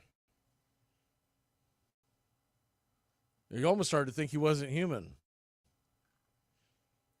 The first pitch on the way, slider misses off the edge. To Moore, righty-righty matchup. It's 1-0. Dylan Moore 0 for 1. The 1-0. Kicks and fires. Swing, and that ball's hit hard down the left field line. Is that going to stay in? Off the wall. Runner will score with ease. You'll get runners on second and third and 2 out, and the Braves trail it 3-0. That was a hanger. Scorched it up against the wall. Ronaldo Lopez doesn't appear to have top form tonight.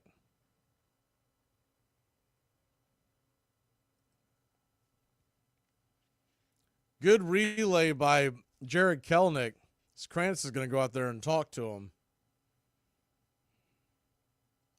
You got runners on second and third and 2 outs, and now you got the top of the order. It was a hanging slider, got way too much of the plate. Not many major league hitters are going to miss that pitch.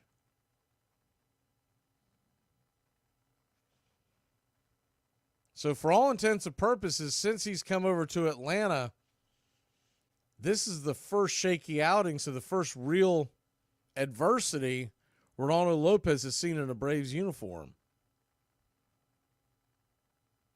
Krantz heads back to the dugout. That'll bring the leadoff hitter, Rojas, to the plate. He takes the first pitch. 4-seam fastball right there on the edge for a strike. It's 0-1. The 0-1, righty-lefty pitch. Swing and a miss up top, 96 miles an hour. It's 0-2. So an 0-2 count.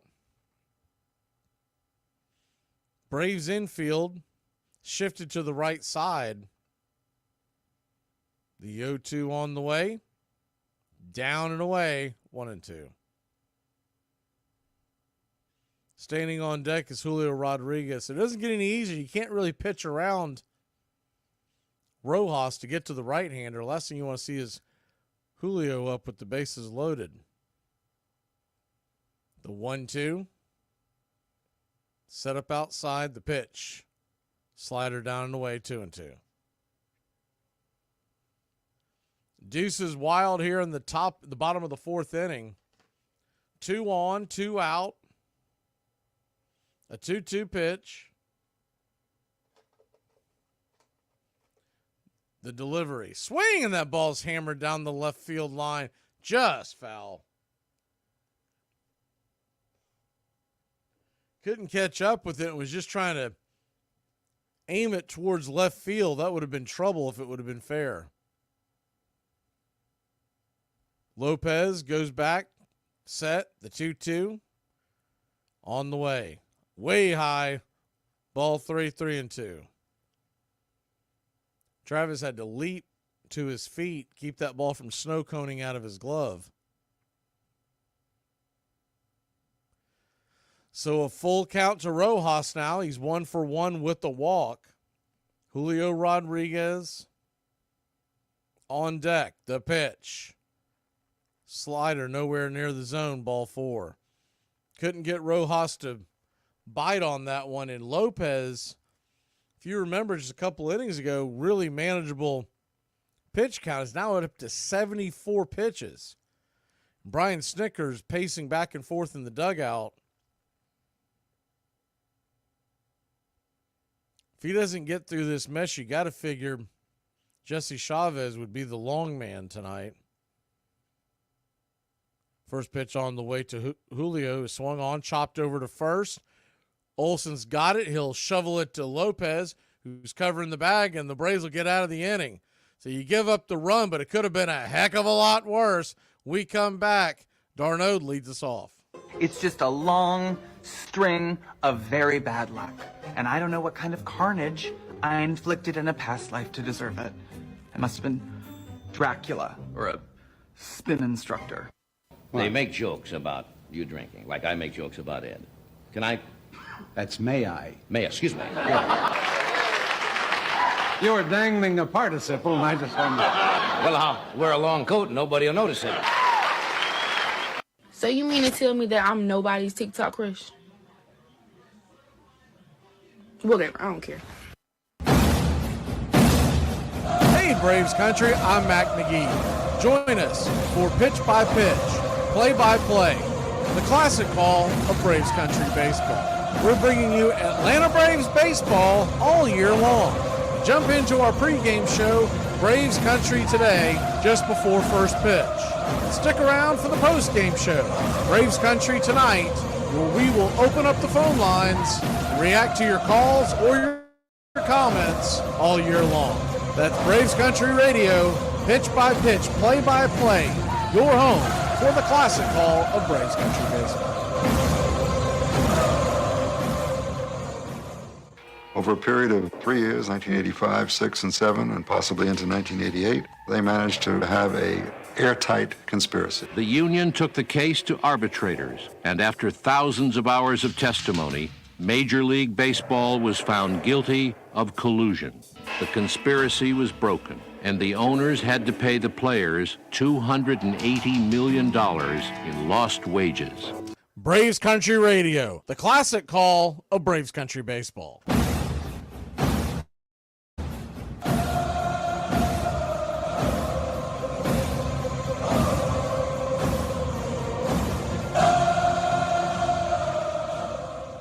Welcome back to Braves Country Baseball. Please hit that like button. Let's chop that sign down. We're just 15 away. Luis Castillo goes back to work. The right-hander fires the first pitch towards the plate, misses high and out of the zone. It's 1-0. Same two teams back at it tomorrow. 3:40 first pitch, the 1-0. Outside wide, nowhere near the zone. Man, oh man alive. Gabe Morales. What a bad call. 1-1. The 1-1 down below the knees did not go around. 2-1. Even if he had, I think first base umpire Nick Lentz wouldn't have called it anyways to even up that bad call. The 2-1 pitch. Dribbled over to second. It's going to be a 4-3 put out. One away.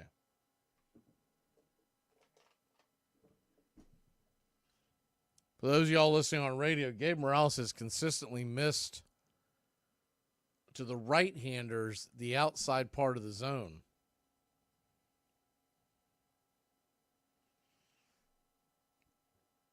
So that'll bring Jared Kelenic to the plate. Kelenic, the ex-Mariner, takes the first pitch right down the pipe for a strike. It's 0-1. The 0-1 in the dirt. Good take by Jared. It's 1-1. 1-1 count. Braves trail 3-0. Top of the order, due up. You'd love to see Jared get on. Get things going. The 1-1. Right there at the knees. Good pitch. 96. Just above the knees on the outer edge. It's 1-2. The 1-2 from Castillo. Down and away. Try to get him to chase that change. 2-2.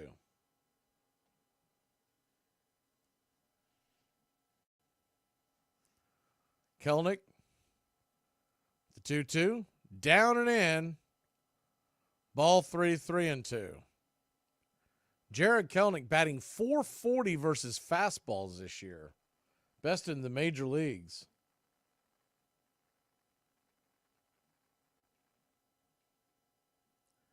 The 2-2 pitch. Swing, and that ball's lifted into left field. That's going to get into the glove of the left fielder. Raley coming over, 2 down. Just a bit behind that pitch.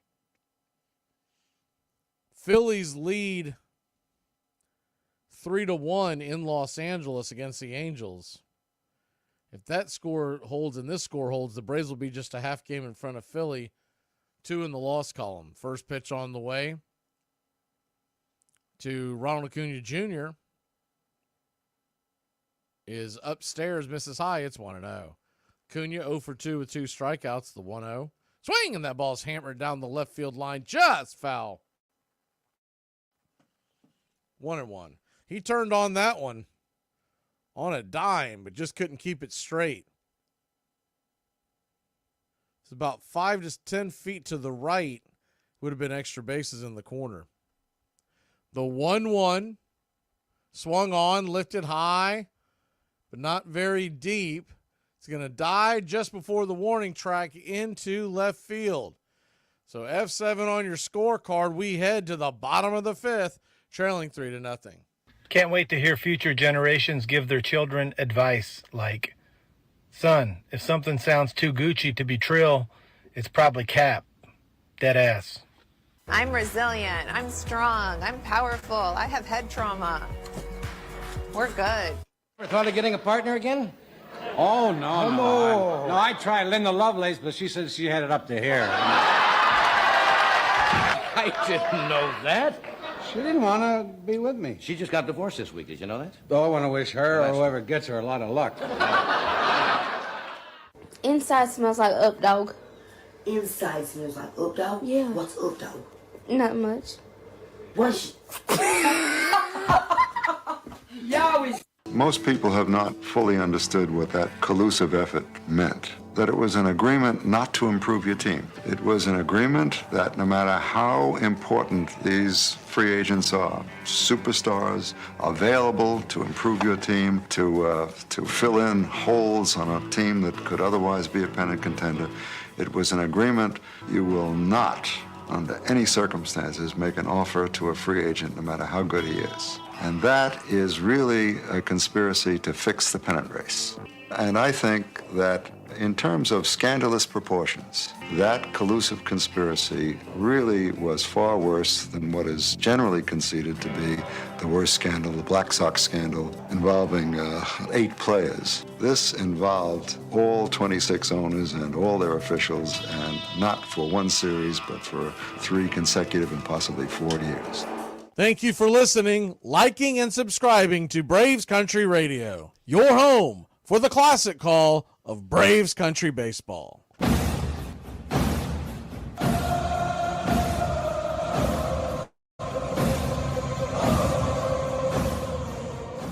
Welcome back to Braves Country Baseball.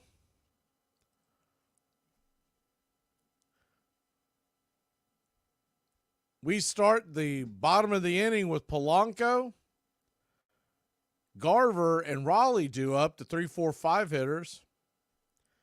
Bottom of the 5th, the first pitch is right there for a strike. It's 0-1. The 0-1. Four-seam fastball misses away, 1-1. Lopez, 77 pitches. I would think most likely his last inning unless he can get a really quick 3.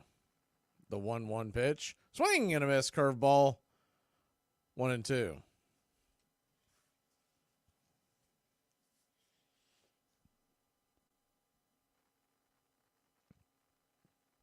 Jesse, when we went to pull up, this is the 1-2 pitch. Swung on and dribbled over towards third. Riley's got it, fires it over to first. It's a low throw. They're going to say Polanco beat it.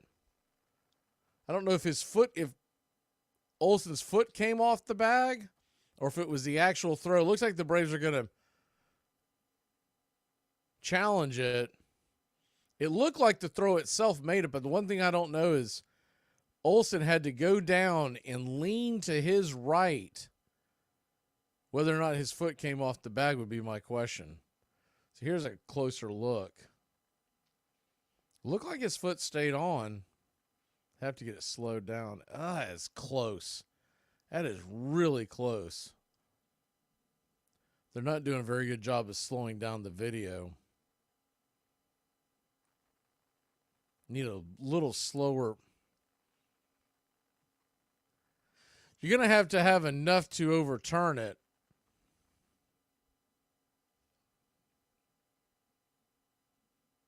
It looks like he just got him by an eyelash, but whether or not they're going to overturn it is a different story.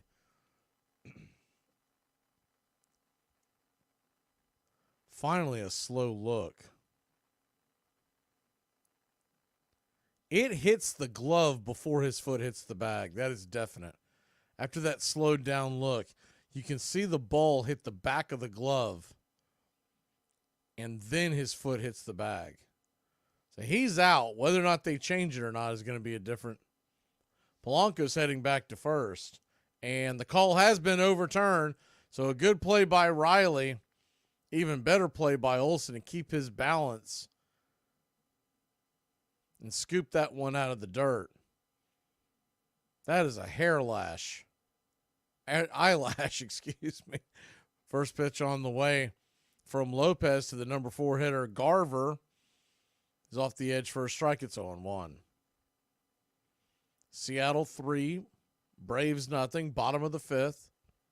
The 0-1 right there at the knees, 95 miles an hour, 0-2. So an 0-2 count.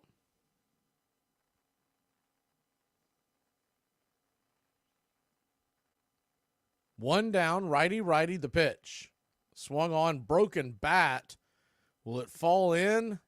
Over the head catch.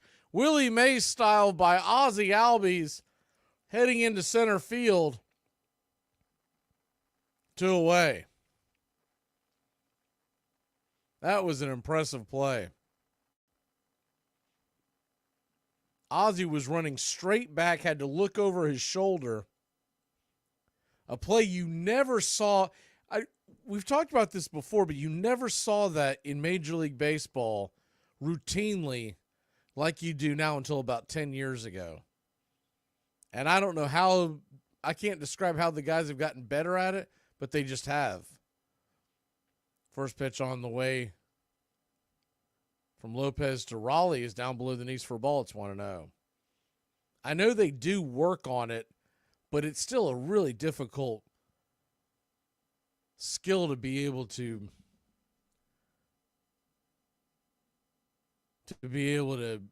manage, because you're running away from the play as the 1-1 to Raleigh, righty lefty, outside wide, 2-1. You're running away from the play. Your head's looking up over your shoulders. You don't know where in the world you are, and then the ball pops out, and you have to be able to snag it as the 2-1 down and in, 3-1. It's not just the Braves. I see it a lot nowadays where you see it just, you never saw that 15, 20 years ago. It was very rare. Usually a bloop like that 20 years ago, you're like, well, that's a single. The 3-1 right there on the knees on the outer edge, 3-2. And I would say one of the things is the athletes are just better nowadays, but they've got to be working on it too, because it's not something you just naturally are going to pick up. So a full count to Raleigh. He uses his timeout, digs back into the plate. 88th pitch on the way from Lopez. Swing and a miss, strike 3. Raylo sits him down, and that'll end the inning. I don't think Raylo knew it was the end of the inning. He was walking around the mound getting ready for more. We'll be back in a flash. He got out of that one quickly. We may see him for the 6th. Some people need to learn how to go camping out in the mountains and not the left lane. What are you doing there? I'm eating. I can see that. You're doing it wrong. What are you talking about? You almost finished your peas there. And you ain't even started that other, what do you call it? Zucchini? Yeah, whatever. I was going to eat the zucchini after I finished the peas. Then when are you going to get to the turkey? After the zucchini. That's dumb. You're supposed to eat a little of the peas, then a little bit of the cuisine. Zucchini. Whatever. And you take a little of the turkey there. So you get a good mixture there. That's what you call a balanced meal. The feeling not just of exhilaration, but of utter surprise that engulfed that dugout when he made contact. The looks players exchanged, and then the spontaneous outpouring of emotion and this release of tension as he made his way around the bases was one of the greatest things I've ever seen in baseball. And look who's coming up. 4-3 A's, 2 out, 9th inning. You talk about a roll of the dice. This is it. You know, complaining about the fact that with the left knee bothering him, he can't push off. Well, now he can't push off and he can't land. So the Dodgers trying to catch lightning right now. And he's staying on that outside corner. He's not going to give him a ball to pull. With Davis, he just missed, but here's 2 quick strikes, both fastballs that kind of tail away the outside part. Hasse is not even flirted with the inside part of that plate. Sachs waiting on deck, but the game right now is at the plate. High fly ball into right field. She is gone! It was Gibson's only at-bat in the series, but the inspired Dodgers went on to beat the stunned A's in 5 games. Welcome back to Braves Country Baseball. First pitch on the way to Ozzie Albies is swung on and fouled straight back into the umpire. It's 0-1. The 0-1. Righty-lefty pitch swung on, lifted high and deep into center field, drifting underneath it, making the catch just before the warning track.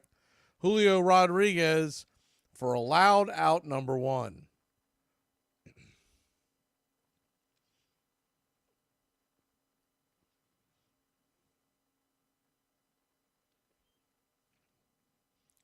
So 1 down.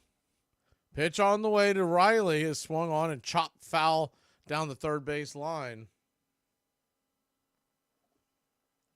0-1. Riley 0 for 2. Strikeout, a ground out. The 0-1 swung on. That ball is fisted over towards short. Should be easy play. And a 6-3 put out. 2 away.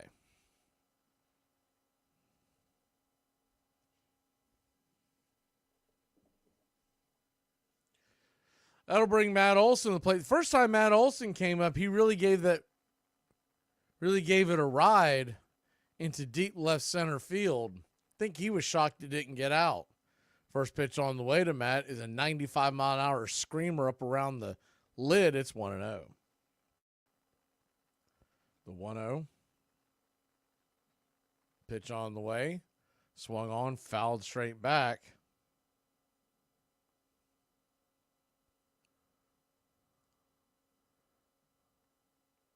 So a 1-1 count. The pitch. Swing! Fouls it straight back. 96-mile-an-hour fastball. That wood was burning. He just missed that one. 1-2. The 1-2. Castillo brings it. Swing, and that ball is hammered down the left field line. Just foul. Do it again at 1-2.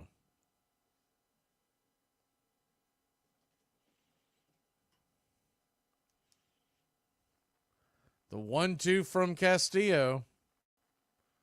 The pitch on the way. Down and away, 2-2.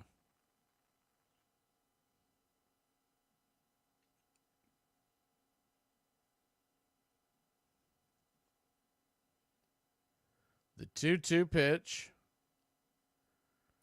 Righty lefty delivers. High and out of the zone. Ball 3-2. Olson's 0 for 1 on the night. Reach via the walk. The payoff pitch to the ice house. Swing! And that ball's fouled down the third base side. Do it one more time at 3-2. Castillo, by the way, now it will be at 90 pitches on this next toss. Still pretty manageable. The 3-2 pitch. Swung on, pops it up. High into the infield. It's going to be an easy play by the third baseman, Rojas, and that'll end the inning. 3 up, 3 down. We head to the bottom of the 6th. Braves trail 3-0. To anybody that's been mean to me, if you're having a hard time in life, good. I learned a lesson. Never half-ass 2 things. Whole-ass 1 thing. I'm not too sure why I'm about to tell the internet this, but I'm hoping I can save other people from doing the same exact thing. I was having a sugar attack, so I thought, well, let me go on down there to the Piggly Wiggly, and I did, right? Well, I wanted some ice cream. Okay, peanut butter flavor. See, look at it. It's got a little pretzel sticking up out the thing. It smells just like peanut butter. And I get home because I'm ready for the ice cream, right? I get it out the box. I pop the top off of it, and I ate the whole thing because it was delicious. I thought this just, for children, little children. human little children. No, not at all, actually. I got scammed because right here in little bitty letters it says dog treat. And ain't the whole thing. In 1869, Harry Wright, manager and outfielder for the Cincinnati Red Stockings, made 7 times the average working man's wage. In 1976, 107 years later, a ball player still made just 8 times a working man's salary. By 1994, the average major league salary would be nearly 50 times that of ordinary Americans. The big difference now that players get so much is that it has distanced them from us. It was a blue-collar sport, and people in the stands could look at these people playing ball and think of them as workers because they were getting paid workers' salaries. And this perpetuated the illusion that with a little luck that could be me out there. The sense of we between fans and players was very strong in those days, and players stayed on a lot longer with the team, so they were familiars, like someone who worked in the same office with you almost. And all that is gone. It's quite different now.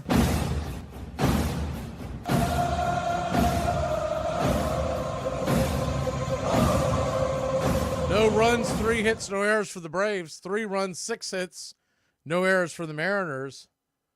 Jesse Chavez will come into the game, so they won't risk running Raylo out there an extra inning. Chavez, 1.93 ERA. The first pitch on the way, 91 up top. Sinker grabs the zone. It's 0-1. It'll cut her off the edge. It's 0-2. Jesse Chavez, you'll notice, works really quickly. The 0-2 from the right-hander as they await Haniger to get back in the box after the timeout. Chavez kicks and fires. Tried to get him to chase that curveball off the edge, 1-2.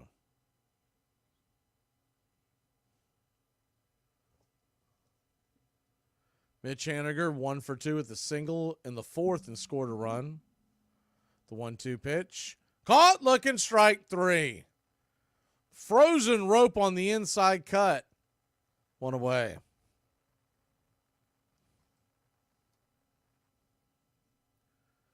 Good pitch by Jesse. So 1 down. Ty France will be the batter. The pitch on the way. Swing and lifted foul down the line. It's 0-1.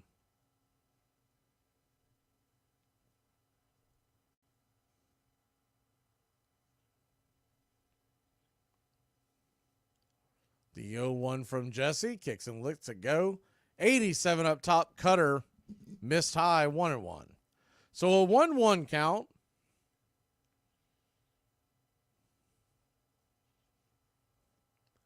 Swung on, that ball's drifted back up the middle, backhanded by Ozzie, fires it across the infield. He'll get the slow-footed first baseman France, and there's 2 away. 4-3 put out.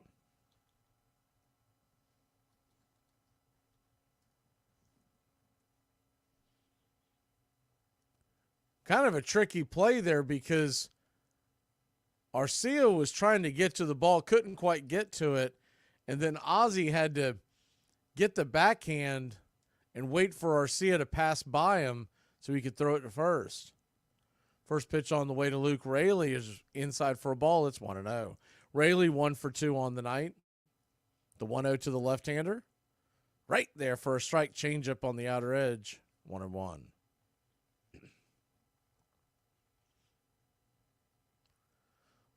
Seattle stole 1 from Atlanta last night. Maybe Atlanta can do the same to Seattle here. The 1-1, down and away, 2-1. Talked about this in the pregame show, but once again, I would not have put Minter in that situation. Jimenez should have been closing that game, and Jesse Chavez should have been in the 7th, and Pierce in the 8th, just because of the heavy right-handed lineup that they had. The 2-1's down and away, 3-1.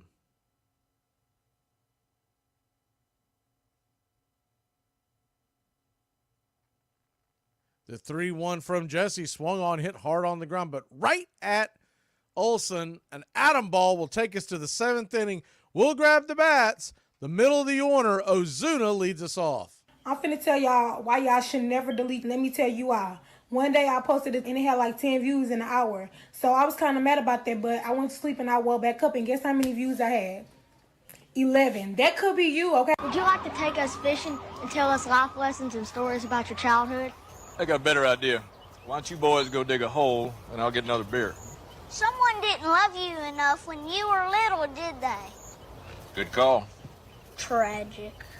Little investment advice. Bip Roberts, 1986 rookie card, worth about $275. 20 years from now, who knows? 1,000, 2,000, might even go. Bip, man, you were looking at Robin Roberts. Says here your card's worth 4 cents. Yo, T, 4 cents if it's in excellent condition, but 10 cents if it's totally mint.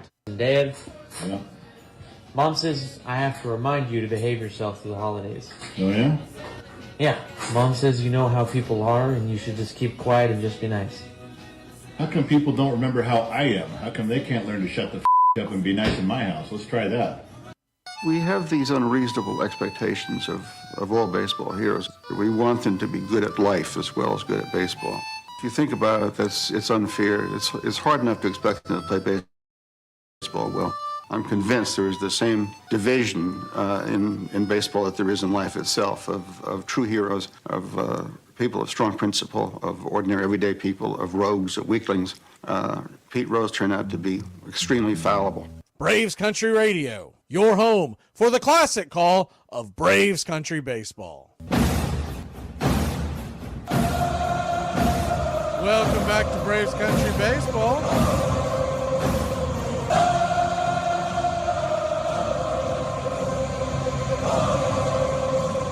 Braves trail at 3-0. Marcell Ozuna will lead us off. He'll take the first pitch. Slider on the edge for a strike. It's 0-1. The 0-1. Righty kicks and fires. Swing, and that ball's ripped foul down the third base line.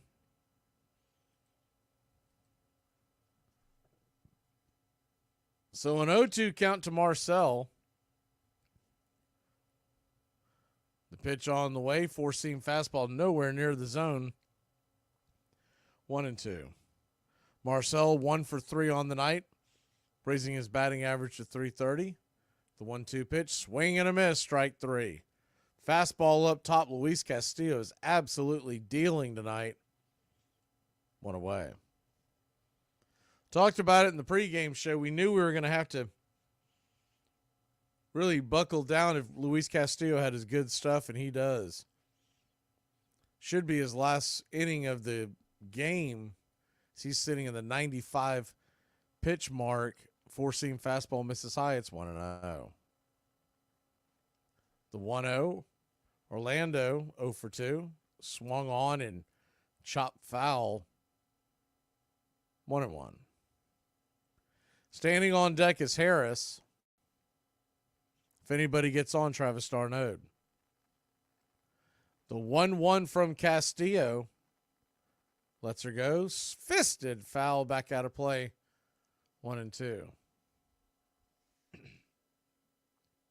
Atlanta Braves are the only team in baseball who have not had back-to-back losses, but that is what is staring them right in the face if they can't come back and win this one. It's pretty late in the season to be able to avoid back-to-back losses. The 1-2 pitch, swung on and foul back out of play. We'll do it again.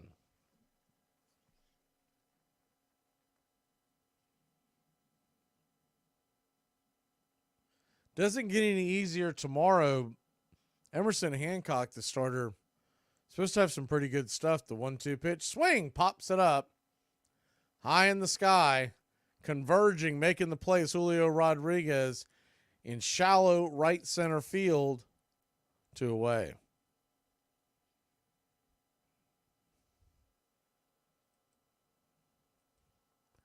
Two down. That'll bring Michael Harris the second to the plate.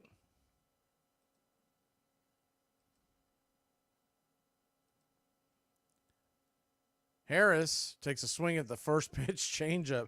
Nowhere near that one. It's 0-1, swing and a miss.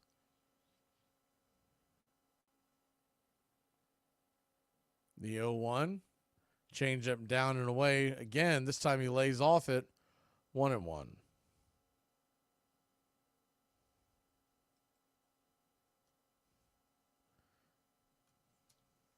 The 1-1 pitch. Swing and fouls it. Back out of play, 96 miles an hour. 1-2.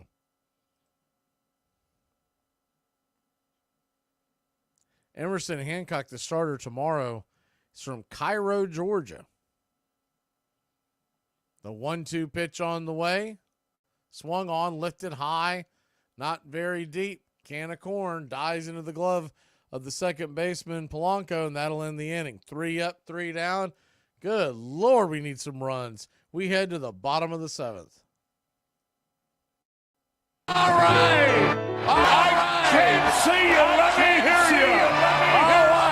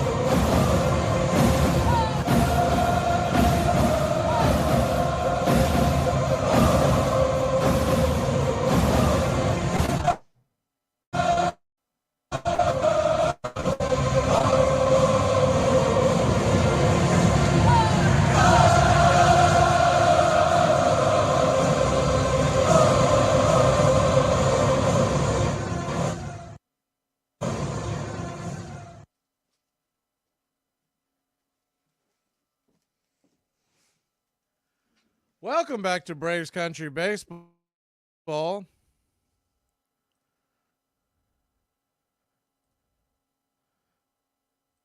Got an 0-1 count from Jesse Chavez. The swung on by Moore. A ball is drifting. Making a diving catch as Jerry Kelnick lays out just before the ball would drop down for extra bases.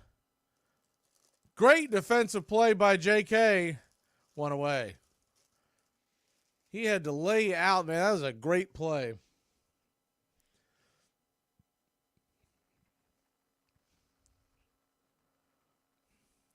For folks who may forget, we're not getting that out of left field last year. First pitch on the way to Rojas is up high and inside for a ball. It's 1-0.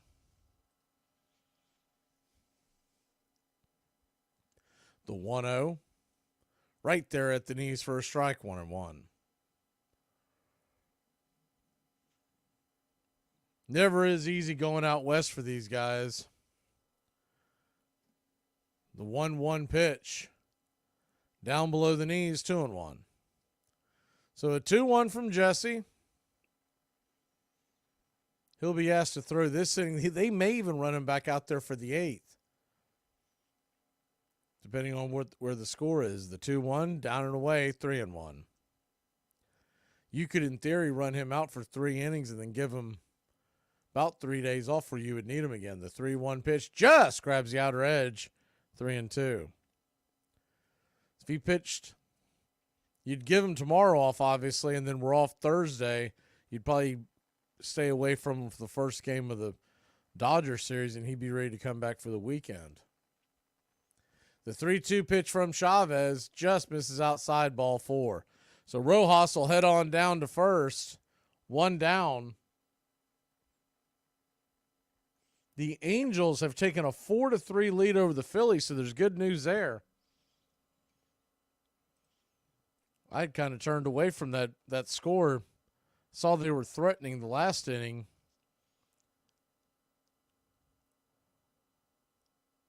First pitch on the way to Julio Rodriguez is swung on and sawed off foul down the right field line. Just foul. Few feet to the left, and that darn near made it all the way to the foul pole.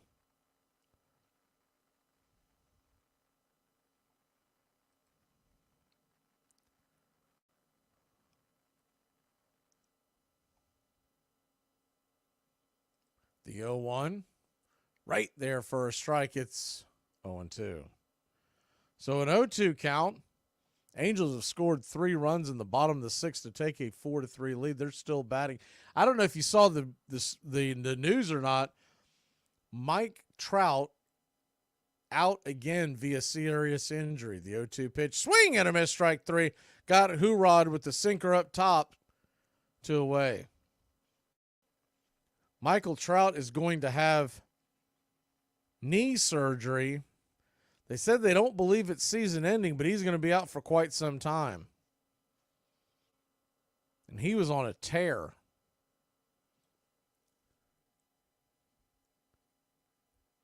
First pitch on the way to Polanco is cutter misses high. It's 1-0. The 1-0.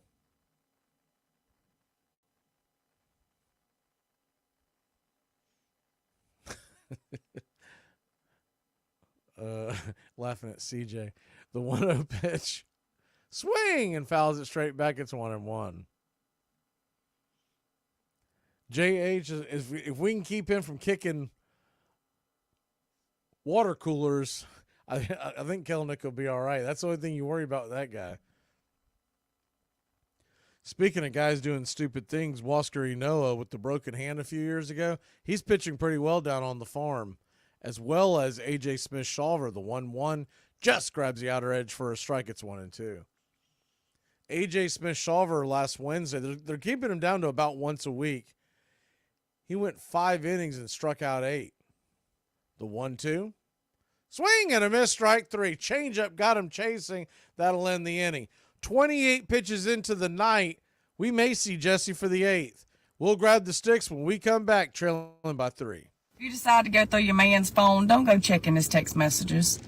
Go to his bank app and send your ass some money. Stop being stupid. I am starving. I haven't had lunch since yesterday. Dogs can't operate MRI machines, but cats can. Dad, I want to say thank you. You're welcome. You don't even know what I'm saying thank you for yet. So? So, you can't say you're welcome when you don't know what I'm thankful for. There's a million reasons in your life you should be thankful. I'm probably responsible for half of them. And you never say you're thankful for anything unless your mother forces you to, so if you're going to give me this one, I'll take it blind. I was going to say thank you for bringing home dinner for me last night. I didn't. What? I brought your mother home dinner. She gave you some of hers. Why didn't you buy me dinner too? Because you said you had an FFA event from 4:30 to 7:30 and you were going to eat there. I'm not going to buy you dinner and leave it on the counter till 8 o'clock at night, princess, just in case you're hungry. If you're hungry when you get home, nuke something. What? Microwave it. Then you can be thankful you have a microwave. And electricity. And a house. I feel gross, like I'm getting older, I'm gaining weight. Like my neck's getting all disgusting. Like this is where I could really use a compliment. Your eyesight's good. But Pete Rose had a secret addiction, gambling. Some years he lost as much as $500,000. And some witnesses testified that he bet on baseball games in which his own team played. Rose denied it. I'd be willing to bet you, he said, if I was a betting man, that I have not bet on baseball. I said yesterday on another network, I'm happy to look in the camera now and say I never bet on baseball and I never bet on Cincinnati Red baseball. His fans refused to believe the charges.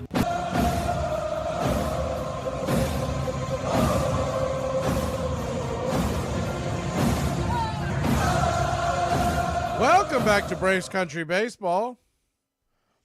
Braves trail at 3-0. It's getting late early. We've only been playing a little less than 2 hours, and we're already in the 8th inning.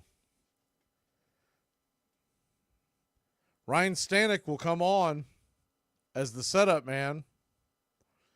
First pitch on the way to Travis d'Arnaud is going to get down for a base hit, and your Atlanta Braves got something cooking finally. One on, nobody out. He just took Stanek the other way, didn't try to do too much with it.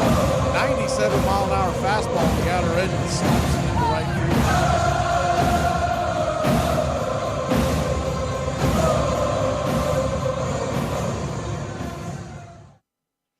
So that'll bring Jared Kelenic to the plate. Kelenic, first pitch, that ball bounces high, and Travis d'Arnaud will head on down to second base.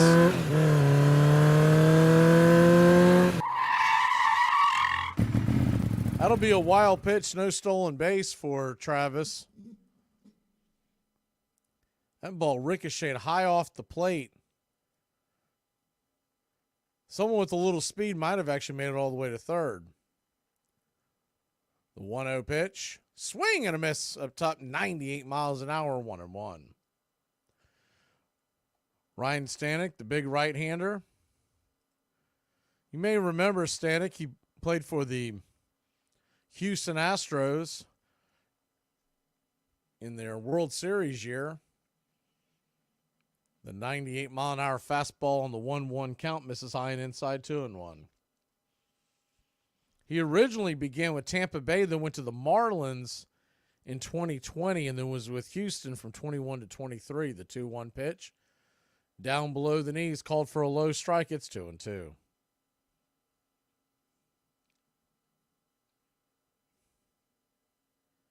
So a 2-2 count to JK.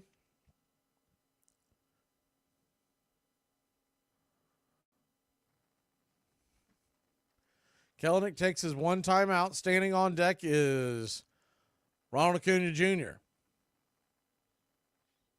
The 2-2 pitch. Righty-lefty. Stanek deals. Swing, and that ball is fisted over towards second. Broken bat, and it's going to be safe. Jared Kelenic ran underneath the tag. We've got runners on first and second, nobody out. Tough play for Blanco, broken bat. There was shrapnel flying through the infield. Kelenic ran through and just avoided the tag. I don't think he realized how close it was going to be. He barely avoids the tag as France was leaping for the ball, keeping it from going to the dugout, and was flailing at him, and Jared just kind of olayed him with his left arm as he ran by. He still had the broken bat in his hand. I just realized that. So that'll bring Acuna to the plate. Acuna takes the first pitch, down and away, fastball. It's 1-0. Runners on first and second, nobody out. Braves trail 3-0. Very reminiscent to last night where the starting pitcher of the Braves dominated the game, and then the bullpen gave up the win to the Mariners. The Braves are trying to turn the tables and do the same to Seattle.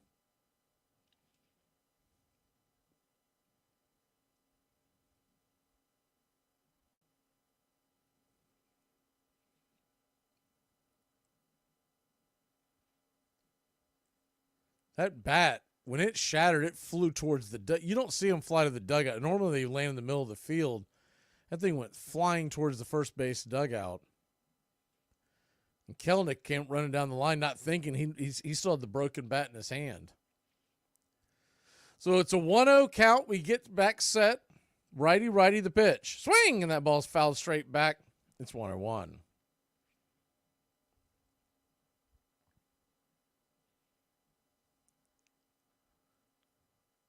The 1-1. Righty. The pitch. Inside, almost gets him. 2-1. Yeah, we added those. We added the emoji during the game tonight because I'm getting tired of these umpires being blind as a bat. Gabe Morales, if you're just joining us, has missed quite a few calls for both teams on the outside part of the plate. The 2-1 pitch, swing, and fouls it straight back. It's 2-2. And Acuna needs to be aware of that because he has given the outside strike to right-handers at the plate by a good 2 to 3 inches. And Acuna's been victim of a lot of those types of calls recently. The 2-2 pitch, check swing, foul towards the dugout again. We'll do it again. 2 on, nobody out.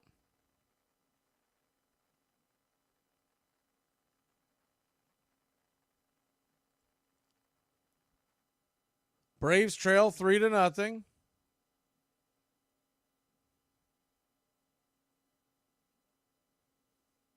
The pitch. Swing, and that ball's lifted towards right field. That's going to get into the glove of Haniger. He'll fire it towards third. Here comes Travis d'Arnaud. He's diving into third. Runners on the corners, 1 out. It'll be F9 in your scorecard. Good hustle by Travis to go second to third. No chance for Kelnick to advance as the ball came into the infield right at second base. That'll bring Ozzie Albies to the plate.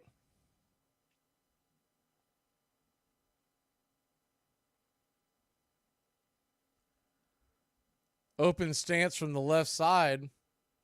The first pitch, swing, and that ball's lifted into left field. That's going to get down for a base hit. Your Atlanta Braves are finally on the board. It's 3-1. We've got runners on first and second. It's still just 1 down with Austin Riley coming to the plate.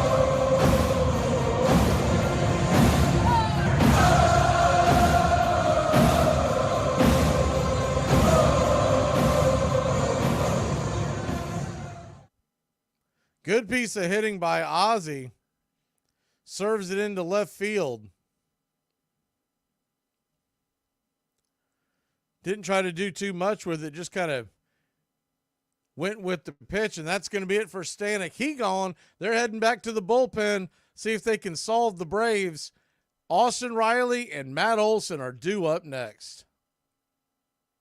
Wrong, wrong, wrong, wrong. Wrong, wrong, wrong, wrong. You're wrong. You're wrong. I will just show you to your cubicle. I can't. I bet it's a big one. The temp agency said that you are fluent with QuickBooks Pro, correct? Oh, right. Yeah, we should cover that. You see, my resume might not actually be accurate, right? So I have no idea what you're talking about. Don't know what QuickBooks are. You don't have any accounting experience? No. Come on. But you don't have to be an accountant to know that this girl is a 10. Yo, what up? You come here often?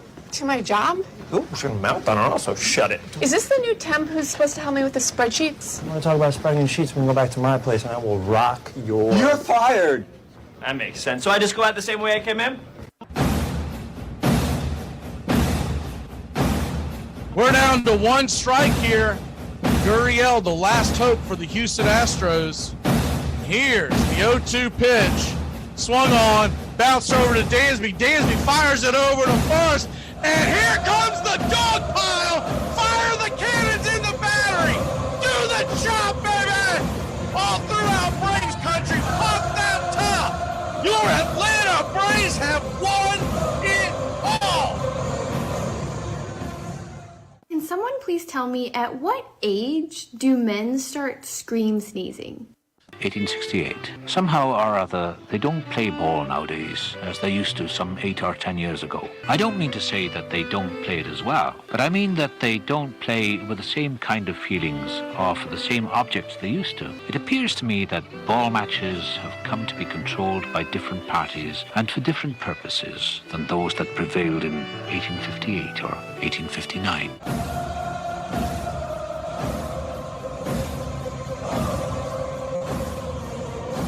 Welcome back to Braves Country Baseball. First pitch on the way from Munoz is a swing and a miss strike to Riley. Righty-righty matchup. It's 0-1. Yeah, Jesse, I saw that. I saw some of the other comments. They're all coming in here. All I can say that is that's a compliment when they're viewing us as a threat. The 0-1 pitch, outside wide, 1-1. This is our 4th year of doing this. And we've had a lot of them come in and out, but it's always funny to see them come up with new IDs to try to do it. The 1-1, righty. The pitch on the way. Check swing. Did he go around? He did. 1-2. So a 1-2 count.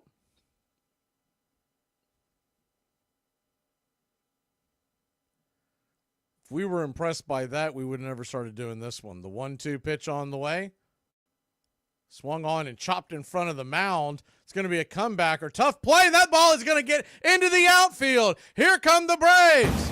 Austin Riley is going to come around all the way to second base. And I don't know why Ozzie Albies is standing at third. He should have scored. Took them a long time to retrieve the ball, but Tuiasa Sopo didn't get a good read on the play, and he held up Ozzie. He should have scored. Unbelievable. It's a bad throw. It'll be an E1. They're going out to the mound to talk to Munoz, but that's really just to give him a chance to catch his breath. Probably everybody else to catch their breath, too. Everybody was running around. But Tuiasa Sopa's got to read that better, and he's got to. First of all, he's got to get Ozzie to start coming home faster, and then you're going to see Tui holding him up. And if you see in the very background, Matt Olson was actually waving towards Ozzie to keep coming.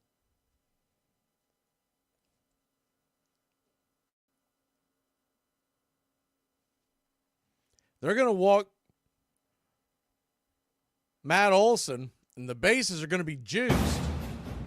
I don't know if that's the wisest career move to load the bases for Marcell Ozuna. It's a bold strategy, Cotton. We'll see how it turns out.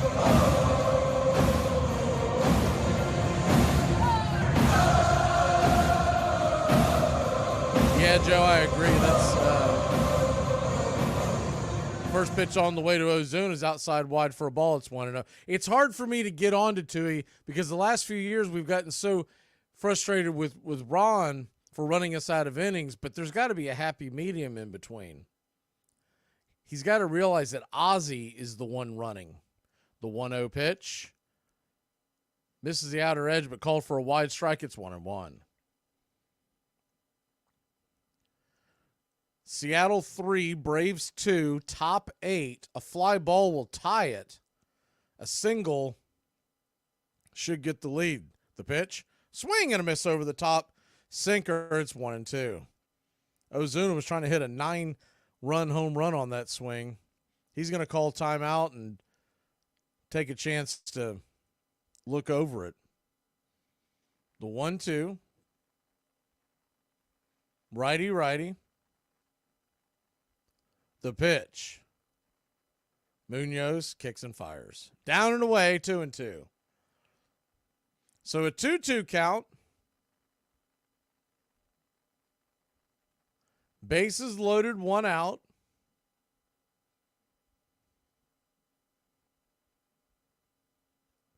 Ozuna. The pitch to Marcell. Swing and a miss, strike 3. Chase one out of the zone. Oh, man. Blown opportunity there, 2 away. So now it's going to be up to Orlando Arcia to either get a base hit or a walk, anything to drive in that run. A wild pitch, we'll take anything at this point. Bases loaded, 2 outs. The first pitch on the way is outside wide for a ball. It's 1-0. Orlando, throughout his stay here in Atlanta, he has really come through in the clutch in these big situations. You got the infield playing him to pull, the outfield straight away, the 1-0 pitch. Swing and a miss over the top. It's 1-1.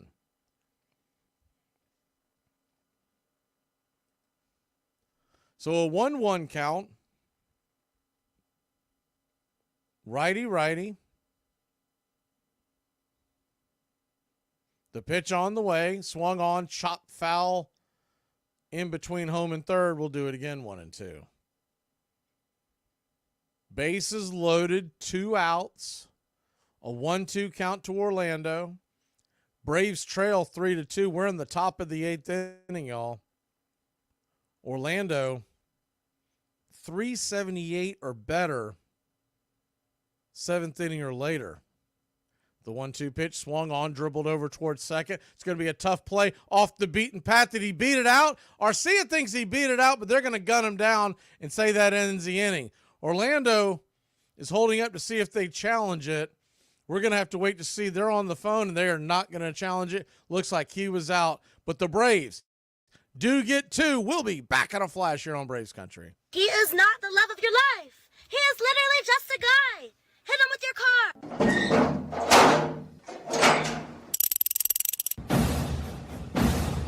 We're 1 out away, Braves Country, from a trip to the World Series. Whatever superstition you've got, do it. The entire city of Atlanta, the entire South is standing on their feet, trying to will the Braves into the World Series. Here's the 1-0 pitch. And swung on and ripped over to Dansby Swanson. Dansby's got it. He fires over to first.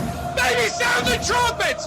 Do the chop through the streets. Your Atlanta Braves are headed to the 2021 World Series. Oh, baby. Hey, you think y'all could chill out on the online shopping for me? Just a little bit, please? Y'all killing us. Damn it, man. Y'all know we already Temu tired.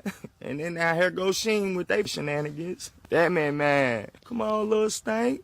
It ain't even no more social distancing out here or nothing. Go call your little friend up, go to the mall, and do some shopping, damn it.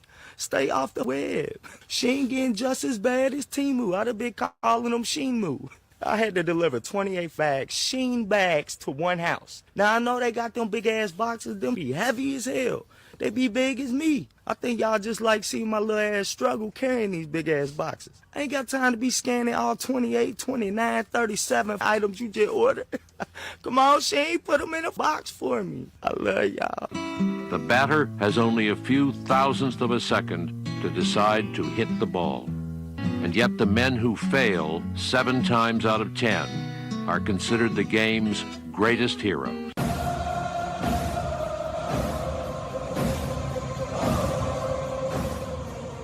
Welcome back to Braves Country Baseball. Braves trail at 3-2. That's the good news. The bad news is here comes Aaron Bummer. Bummer will come in here to spell the 8th inning. So hopefully he can get his numbers down. He's got a 5.79 ERA. Lefty righty, the first pitch on the way, right there at the knees on the outer edge. Cutter, it's 0-1. The 0-1. Pitch on the way. Sweeper misses outside wide, 1-1. So a 1-1 count.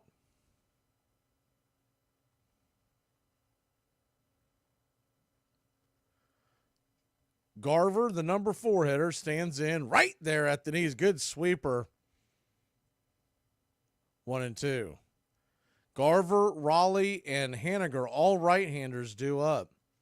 Thought maybe they would send Jesse back out there, but he did have 27 pitches. But you're probably going to have to shut him down for a few days anyways. It would have been interesting to see him go back out there for a 3rd inning.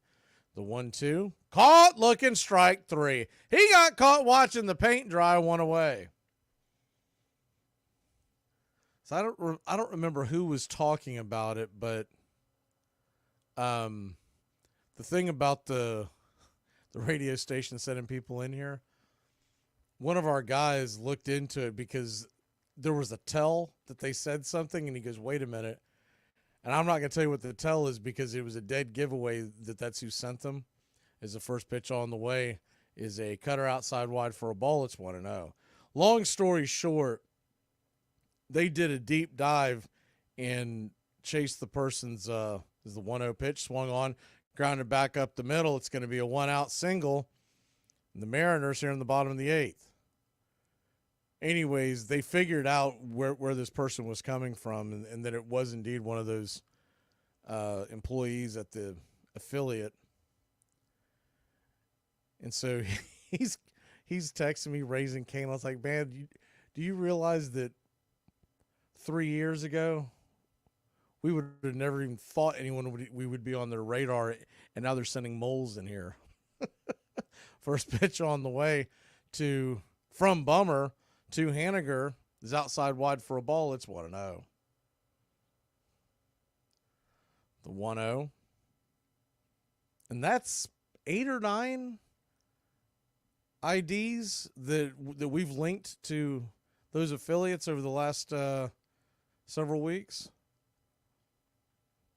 The 1-0 right there for a strike. It's 1-1. You'd love a double play here from Bummer, which is what he's known for. The 1-1 pitch swung on. That ball's lifted into right field. Making the catch is Acuna. He didn't have to move much, just have to bend down and grab it 2 away.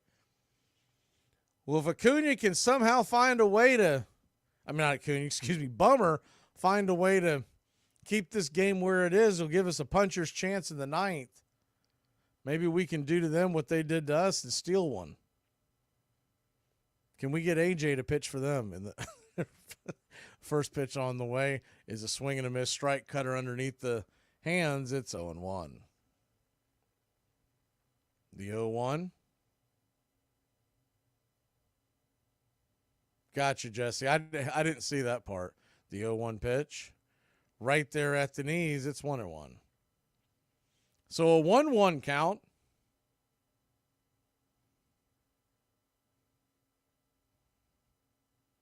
Bottom of the 8th, the pitch. Swing and a miss over the top. It's 1-2.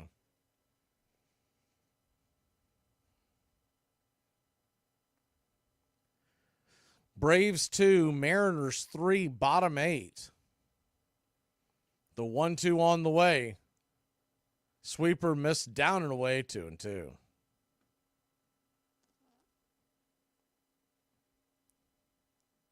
Ty France 1 for 3 on the day. Single in the second. The 2-2 pitch. Swung on, rifled over to first. It's an atom ball. Matt Olson steps on the pillow. We'll head to the 9th with a puncher's chance. Harris, Darno, Kelnick coming to the plate. 5 kids. 4 of them have problems today. That's what's wrong with me. Hey, Braves Country, this is Mac Magee with Braves Country Radio. We are bringing you pitch by pitch, play-by-play of your Atlanta Braves all year long. Please like and subscribe today. It's free, and it helps us bring you more of the game we all love. Braves Country Radio, your home for the classic call of Braves Country Baseball.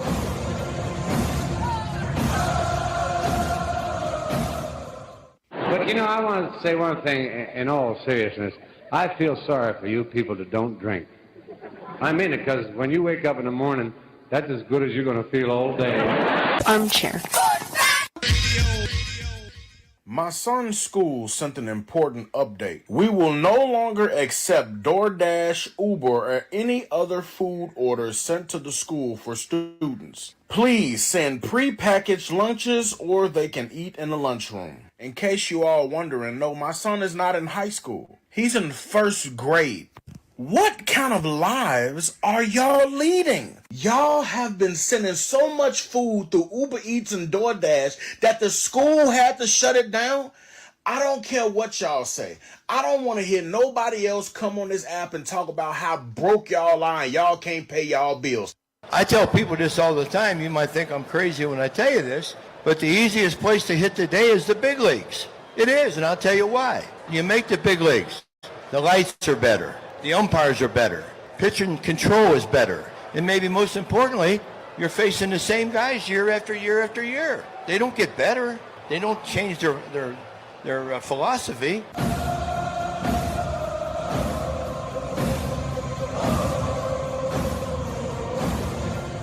Welcome back to Braves Country Baseball. Atlanta Braves trail by 1. And Seattle will send Munoz back out there, their closer. 13 pitches into the night. It'll be Harris, Darnold, and Kelenic. The first pitch on the way is a slider down and in for a ball. It's 1-0.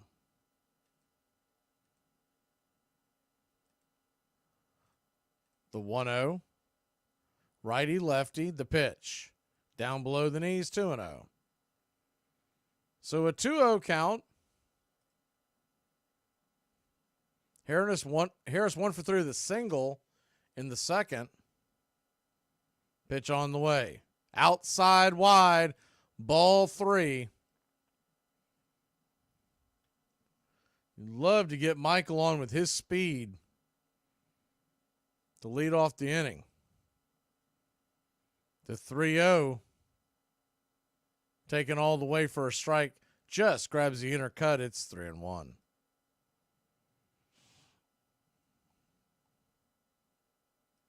Andres Munoz.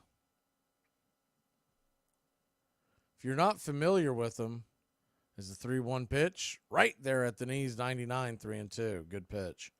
He throws a slider, a sinker, and a four-seamer.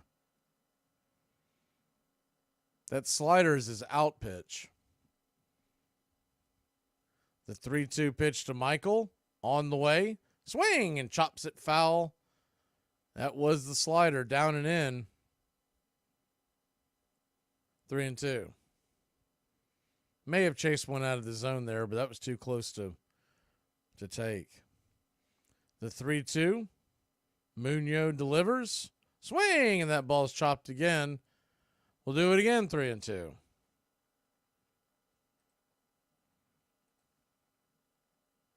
So a 3-2 count. Top of the ninth inning. Nobody out. Braves trail by just 1. The pitch. Swing and a miss, strike 3. Chase that slider down and in. Good pitch. Well out of the zone, 1 away. You would have liked to have seen Michael lay off that, but that's a hard ask when you're sitting there with 2 strikes, especially in the ninth. So that'll bring Travis Darnold to the plate. TDA got his base hit his last time up. First pitch to the retirement plans, down and in for a ball. It's 1-0.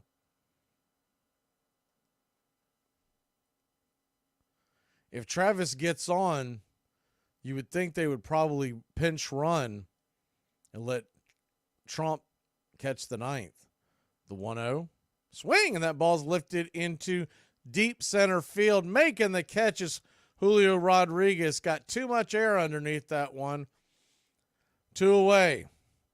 So 2 down, and the man with the chance to be the hero, look at this. Jared Kelenic's going to come to the plate with a chance to tie it with 1 swing. That would be like a movie-type ending. First pitch on the way to JK is right down the pipe, slider. For a strike, it's 0-1. Braves down to their last out. Standing room only here at T-Mobile. The 0-1. Swing and a miss. Chase that slider down and in. 0-2. You got to figure he's going to get a heavy dose of that slider now. 0-2 down to the last strike. Braves trail 3-2. Valiant effort to come back. The pitch. Down and away. Did he go around? He did not. 1-2.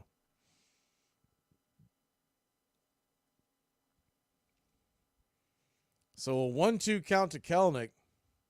They may try to change the plane and throw a hard one up high and then go back to the slider. Get him to chase out of the zone. We'll see. The 1-2 pitch. Swing and a miss, strike 3. Went to the well one more time.